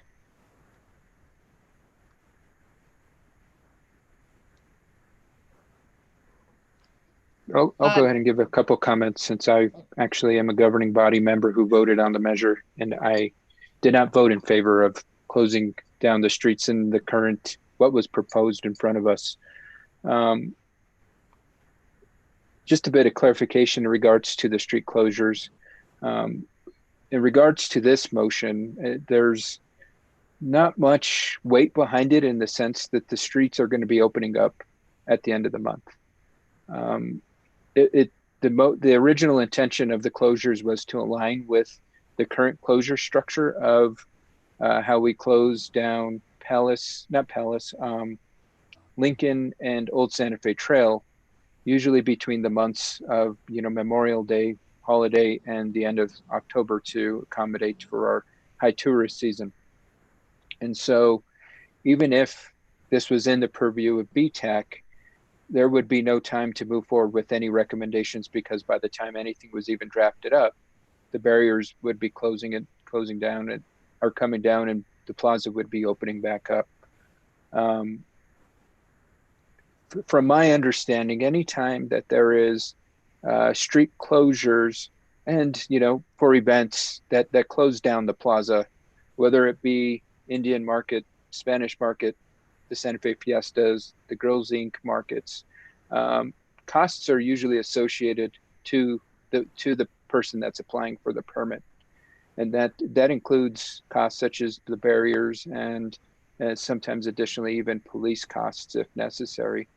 And so I think you do raise a good point, Mr. Tallman, but I concur with Committee Member Spencer that this is not necessarily under the purview of our committee, besides making the plaza more pedestrian friendly. And I think this is something we can refer that topic to a subcommittee, how that might be possible, and that can be researched and recommendations can be made for future potential closures. Because like I said, the current, what was approved earlier this summer is those streets are opening up at the end of this month. Those weren't permanent closures. And I completely agree that we need to do all that we can to support our businesses, because I think especially during these times, we need to be doing everything we can to keep them open. I think the stat is 1 in every 5 businesses, small businesses closing due to the impact of COVID. And we got to do everything we can within our means to minimize that as much as possible. So I would recommend that we look at this and determine how we can, as a committee, within our purview as BTAC members, make some recommendations that a subcommittee look at this and put forth any recommendations to the overall committee for consideration. And Mr. Tellman, Committee Member Tellman, I see your hand up. Yeah, thank you. I do believe our purview includes pedestrian issues, pedestrian policy. And I think the closure of streets in order to create pedestrian space, the closure of streets to cars for pedestrians, is a pedestrian policy issue. I'm not sure how it could be perceived otherwise. And so I think the process by which the city makes such decisions does seem to be important and relevant to the committee. I also think that as we look around the country and around the world, what progressive cities are doing is creating more space for people to socially distance outdoors, and also for businesses to occupy space for something other than out in the what had been the right of way, where parking had been or where traffic had been. And I don't really see Santa Fe joining all of these progressive cities in the world doing these things. And I think one thing where we had this window of opportunity, Santa Fe closed it with this sort of absurd lip service to, we'll allow it if you guys take the steps. It was this, it was a policy designed in a way to foreclose on any possibility that that we could enhance our pedestrian realm and create 2 blocks or so of street space that was closed to motor vehicles for a period. I know that the original motion was supposed to end on October 31st, but people don't stop walking in November, so I'm not sure if it does become irrelevant just because the planned programming of the plaza does have a timeline on it. And if this pandemic goes on into the springtime, the question arises. And I think the precedent of having the obstruction permit as the only way for communities to move forward around creating more pedestrian space is an obstruction itself. And I would like, and I don't know, I'm not sure if it needs to be sent to a committee, but I think that asking the city council to come up with a different method of considering that rather than pushing it on to an individual to apply for a permit seems relevant. Thank you. Okay, thank you, Committee Member Tillman. I appreciate that. Cal, did I see your hand up?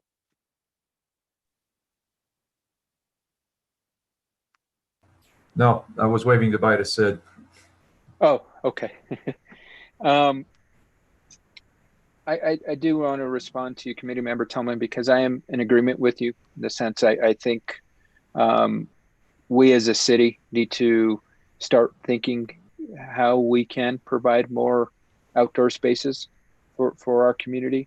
I know that when this measure was initially being brought before us, there was already conversations being held with other councilors in which I was supportive of in regards to having a lot more outdoor dining areas in regards to what you were commenting on, closing down some streets and making maybe some streets completely just a restaurant row, so to speak. And I think those discussions aren't off the table.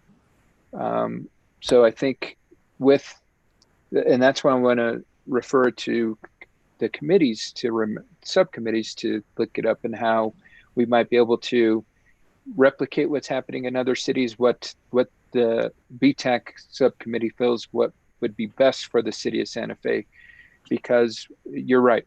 We need to be planning and thinking of the future, because this, the impact that COVID-19 has had on our community has changed us. And I think it's best for us to start forward thinking and how we can best be preventative in that sense. So that's why I've made the comment of this is something maybe we should recommend to a committee to look at more thoroughly, because I think you're on the right path, and this is something that I think there's maybe some other governing body members that are also in the same train of thought, where this is something we need to be looking at, and how can we do it successfully. I think if we move in that direction, we want to ensure it's successful, and ultimately that's going to take a lot of folks coming to the table to determine how that can best work for everybody. Any other comments? Sky, I see your hand up. I'm assuming that's an old hand. So I see committee member Eisenstein, and then committee member Gabrielle, and then committee member, and then committee member Morlino. Yes, I just wanted to suggest that if we think that a subcommittee should handle this, I'm happy to take this on as law and policy. I'm in total agreement with Sky. I was sort of appalled by how all of this happened. And he's right in the fact that we may be faced with this again in the spring. And so even though this is ending the end of October, I think if we want to put this on the law and policy, this would be, I think, the right subcommittee to handle this and then report back to the committee if that's agreeable with everyone. So does the existing motion allow that? Well, we would have to vote on our motion and then potentially have another motion, because we can only vote on the motion at hand right now. Okay. So committee member Gabrielle. And thank you, committee member Eisenstein. Yes, so this might be a really stupid question, but what are legitimate reasons for abstaining from a motion? Because I am not certain of how I feel about this. So I don't know if that means I should abstain. Can anybody give a little more information about what is a legitimate reason for abstaining from a vote?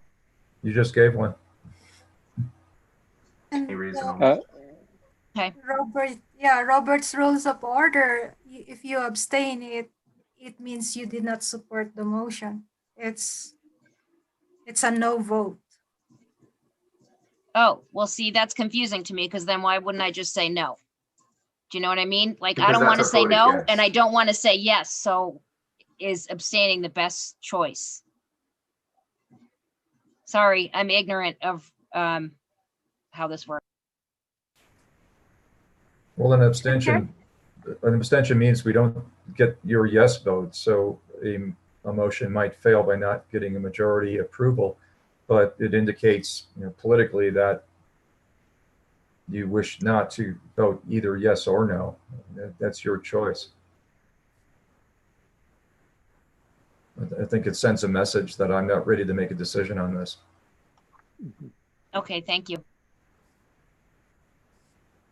Does that seem reasonable, Mr. Chair? Yep, that's perfect. I mean, you're abstaining means that you haven't made a decision at the time of the vote, and it won't count towards the roll call for or against whether a motion passes or fails. Committee member Morlino. Thank you, Councilor, and other members. I see the point that Member Cal, Member Spencer makes about the purview of the committee.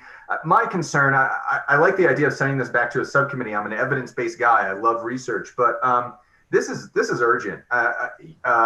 We haven't done anything to amend this all summer, and these businesses are failing today. There are businesses that, because of the lack of business they did this summer, will not make it through the following year. And I like the idea of sending it to a subcommittee, like I said, for research. My issue is the time frame. And trust me, I'm a good liberal, but it seems like we're getting into kind of some government bureaucracy that could have this churn for a while. I'd like to see more immediate action. I would be inclined to vote for Sky's original motion, because I think we need more prudent action on the subject. Okay, is that the remainder of your comments or questions, Committee Member Morlino? Those are, yes, thank you. Okay, thank you so much. I just wanted to make sure not to cut you off. Committee Member Tallman.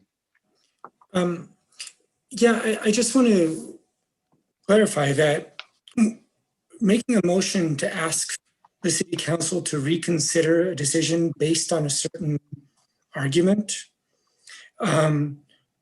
I think that's a sufficient motion. I think there's a lot of conversations that you on the council have already had, a lot of input you've already received from many parts of the public, which I'm not privy to, and neither would a subcommittee here be privy to.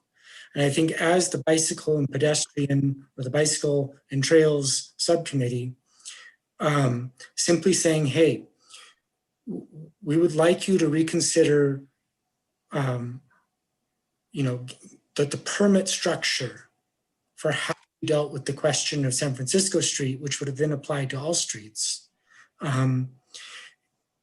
It does leave the box open for a city council to come up with all kinds of creative solutions.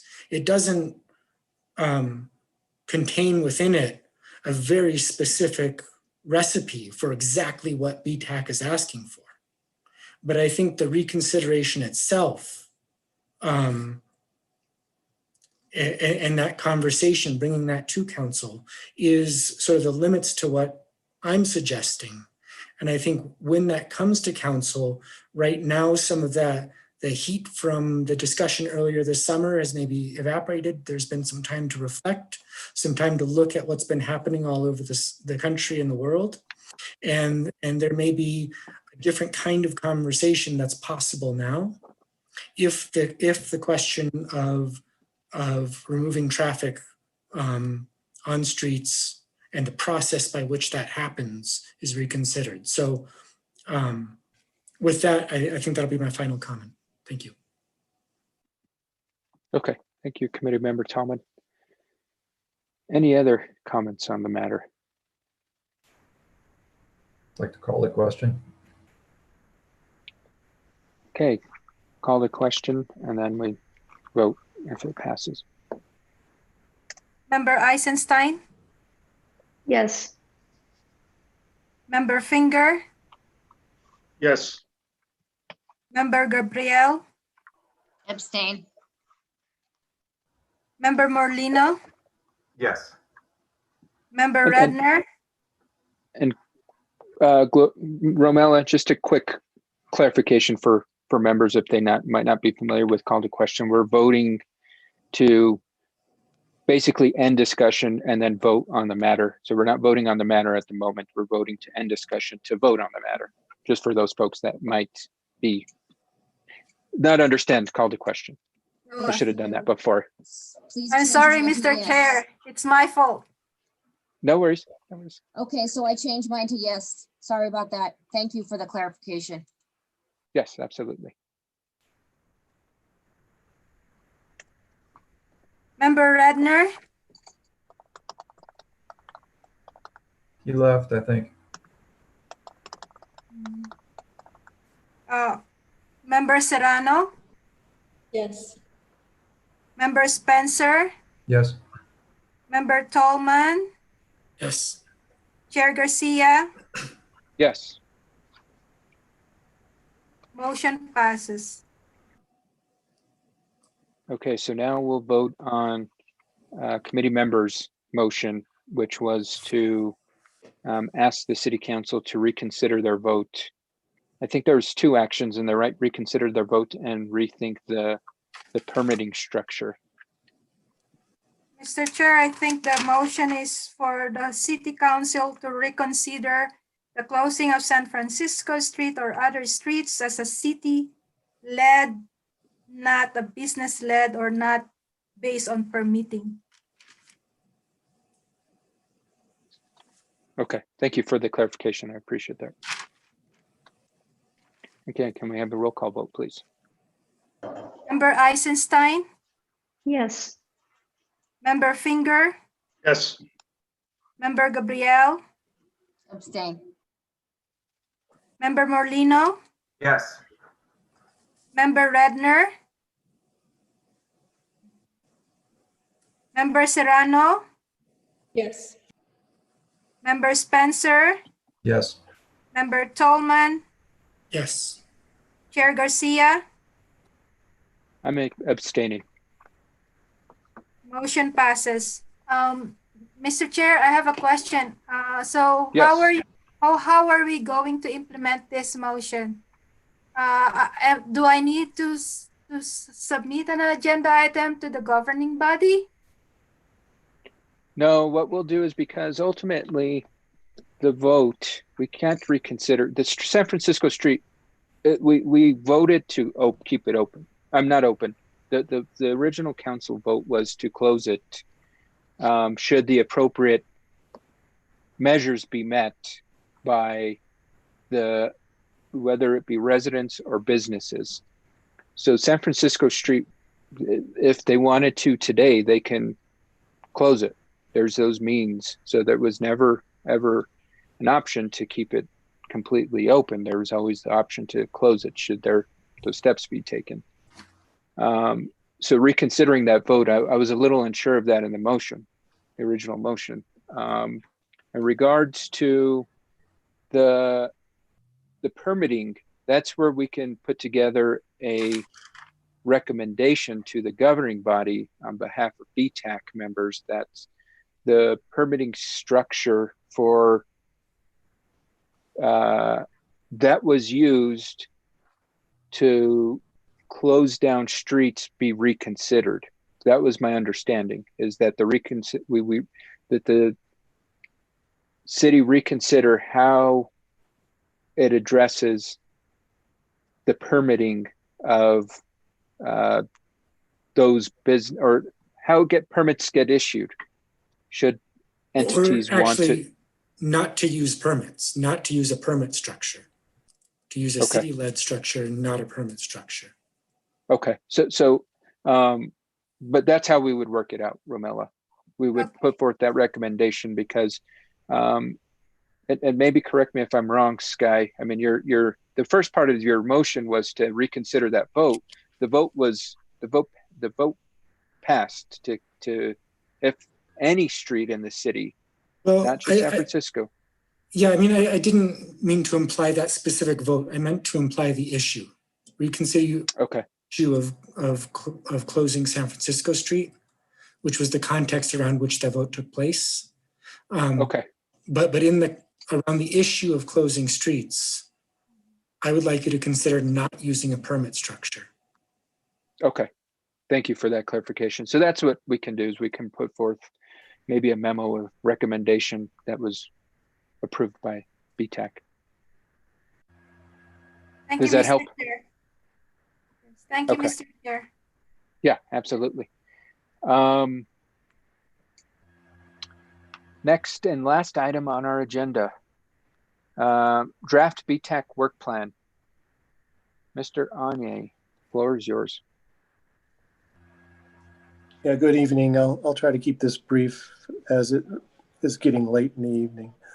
A little background, Mr. Chair, members of the committee, as it's been reflected in this meeting that the Public Works Department is woefully deficient in staffing. Romella is holding up a huge responsibility in keeping things flowing. With that stated, the MPO is committed to support Romella, Public Works, and this committee a little bit above and beyond what we typically do. It was suggested on behalf of the city that we assist with a draft work plan that the committee might want to consider for these purposes. One, if you look at just the basic elements of this relatively simple strategic plan, is that it's based completely in the adopted plans by the MPO and fully supported by the city and the county and the DOT. The strategies were more or less mined from the bicycle plan and the pedestrian plan that are fully adopted and approved by the MPO and supported by the city. If it's desirous of this committee to look at this as a tool to move things forward, this is how the MPO can support this committee.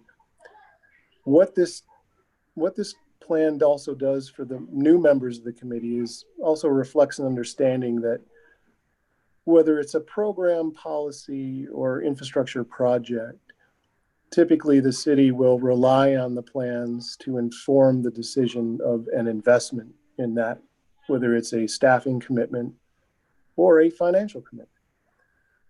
And for example, former traffic division engineer John Romero would reflect over and over that it really needs to be, any particular issue needs to be vetted through the MPO process before he would feel, and now the Regina Wheeler as Public Works Director, feel comfortable moving it forward. Otherwise it would feel and have the appearance and optics of being rather arbitrary. So that's kind of the background of what you're seeing here today. I want to assure Mr. Chair, you and the committee that there's nothing that the MPO has pulled together here strategically that we're wedded to. These are examples of what I described to Regina Wheeler as sort of low-hanging fruit that may be attractive, that may be motivational in a certain way. We could probably do this in a year's time or a year and a half, give it or take. So with that said, I would love to hear the committee's comments or ideas as how this might be a tool, or maybe not. Again, the MPO is willing to work tirelessly to help implement these things. You can see that they're not little projects. They're relatively substantive in nature that could really have change in the community. So with that, I will stand for questions, and thanks for your time. Thank you so much, Mr. Anye. I appreciate the putting together of this. I mean, and lots of great information, and I hope all committee members have had the opportunity to review it. Could Member Tallman, your hand is up. I didn't know if it's an old hand or a new hand. Old hand. Thank you, Eric. Okay. Okay, any other comments or questions? All right, Committee Member Spencer. Thank you, Mr. Chair. A question to the governing body and the staff and Eric. If this is a strategic work plan, who approves a strategic work plan? Is that something that we approve for ourselves, or is that something the governing body has to endorse? This seems like a good document, but my question is, what is the political process by which we adopt a work plan if we so do so, or how does this work? Thank you. Mr. Chair, would you like me to address that? Yes, please. Yes, it was fully in the intent that this work plan be wholly the committee's and owned by the committee, and that it would be adopted or modified and then adopted as a sort of a governing policy as how the committee moves forward. So this is entirely within our purview to approve, or would the council have to endorse it? I don't know of any precedent that the city council would have to endorse it. Okay, thank you. Okay, I see Committee Member Gabrielle's hand up. Yeah, I just have a question about the goals. I think the goals look great, and I'm just curious about the goals for the bicycle master plan vision versus the pedestrian. And I'm curious about equity, health, and perhaps even social being part of the pedestrian plan, but not part of the bicycle master plan. And maybe they're not that discrete. So I'm wondering if you could just talk a little bit more about how those goals came about. And it seems to me that equity and health would be major goals of a bicycle master plan as well. So I'm curious about it. Mr. Chair, members of the committee, excellent question. The pedestrian master plan was developed in the year of 2014 procedurally and adopted in 2015. At that time, it went through a very specific, with a consultant's support process that included a very aggressive public engagement process that effectively revealed these goals through that process. Fast forward to the year 2018, where we started the update to the bicycle master plan. In a concurrent sort of process, the now 2019 bicycle master plan adopted a year ago went through, again, another robust process to reveal the goals that aligned with the public engagement process. We strove to work with our consultants to have that nexus be a bright line. So that's sort of how they were derived. What's important, what I thought when I was pulling these together, I thought, well, there's approximately seven goals each, that they have cross implications, that the goals could be easily articulated from a bicycle plan or a pedestrian plan. And putting them together was kind of a fun exercise. So I hope that helps answer your question. Yeah, thank you. Okay, any other questions or comments? Okay, seeing none, do we have a motion on the matter in front of us?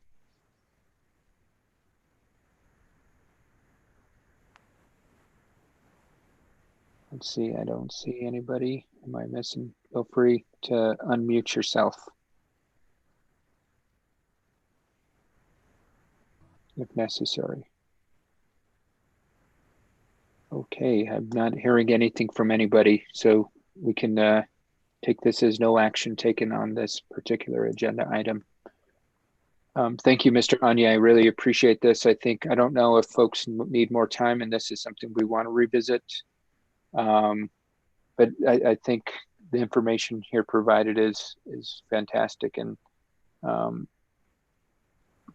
I would highly encourage the committee members to thoroughly review this if they haven't. With that, I'm going to just do one last call. Mr. Chair? Yes. I guess it's really important. I think it's important to note that we pulled this together at a request for the city of Santa Fe. Okay. And maybe perhaps Councilor Garcia, you and I and Regina Wheeler need to have a discussion offline or later as to the intent of this and the importance of it. So that's it. Thank you.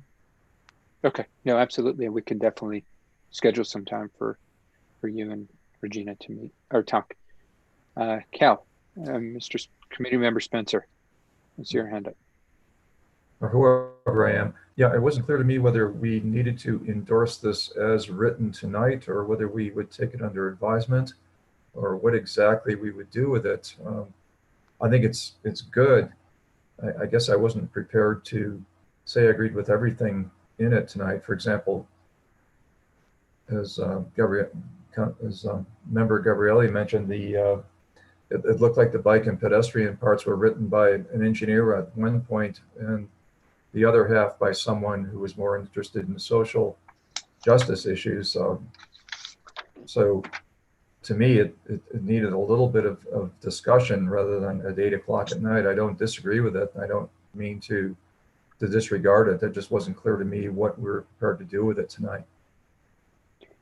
Well, and to answer that question, Committee Member Spencer, I mean, if we don't want to vote to approve it tonight, we can also recommend it to a committee for review and recommendations if there want to be changes to it in regards to what the overall committee would like to adopt. Okay. So if any committee member is interested in recommending it to a committee for further review. Committee member Eisenstein. Well, my suggestion would be that all of the subcommittees look at this and give some suggestions. You know, I have a great group of people who are not only committee members, but, you know, citizens. And I would just like to present it to them and have some conversations and then possibly discuss it at our next meeting. It would be what I would prefer to do. Okay, thank you for the comment. Any other comments on the? And so I don't know, committee member Eisenstein, if that was a motion. It sounded like a comment. So well, if we want to move things along, then yes, my motion would be that we take the strategic plan and all of the subcommittees review it and come up with recommendations and comments, and we discuss it at the next meeting. Second. Okay. We got a motion by committee member Eisenstein, a second by committee member Spencer. Any further discussion on the matter? Okay, seeing none, can we get a roll call vote, Romella?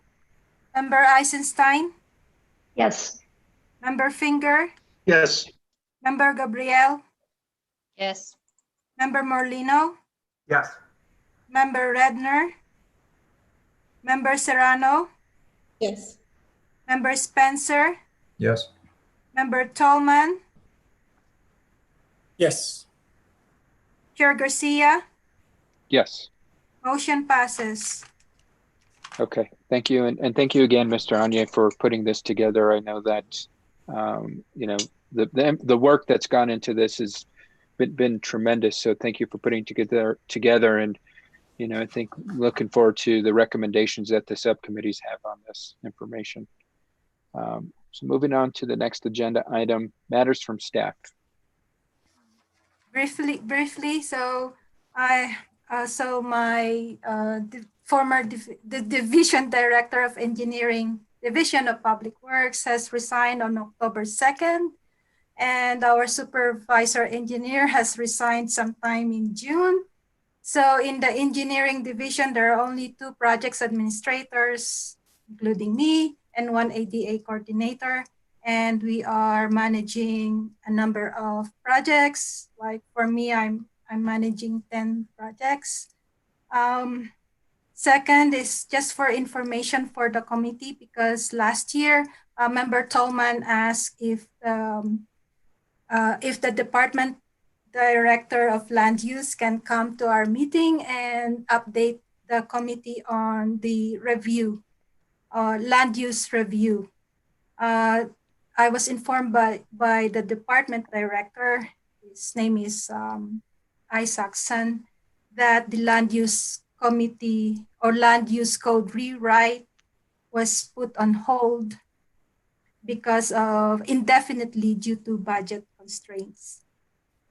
Third information is the amendments to BTAC resolution is going before the Quality of Life Committee on October 27. That's all from me, Mr. Chair. Thank you. Okay, thank you so much, Gloria. Romella, any matters from the committee members? I don't see any. Matters from the chair. I just want to thank you guys for bearing with us. I know these last 2 meetings have been extremely long, but it's been just due to us not meeting for 6 months. And it's definitely not my intention for us to be meeting for 2.5 hours, 3 hours. I think our goal is to have these 1.5 hours, 2 hours at max. And so we'll be working with Romella to ensure that our agenda is created appropriately, which might mean some agenda items might be heard if 2-3 months from when folks propose them, but we want to ensure that we are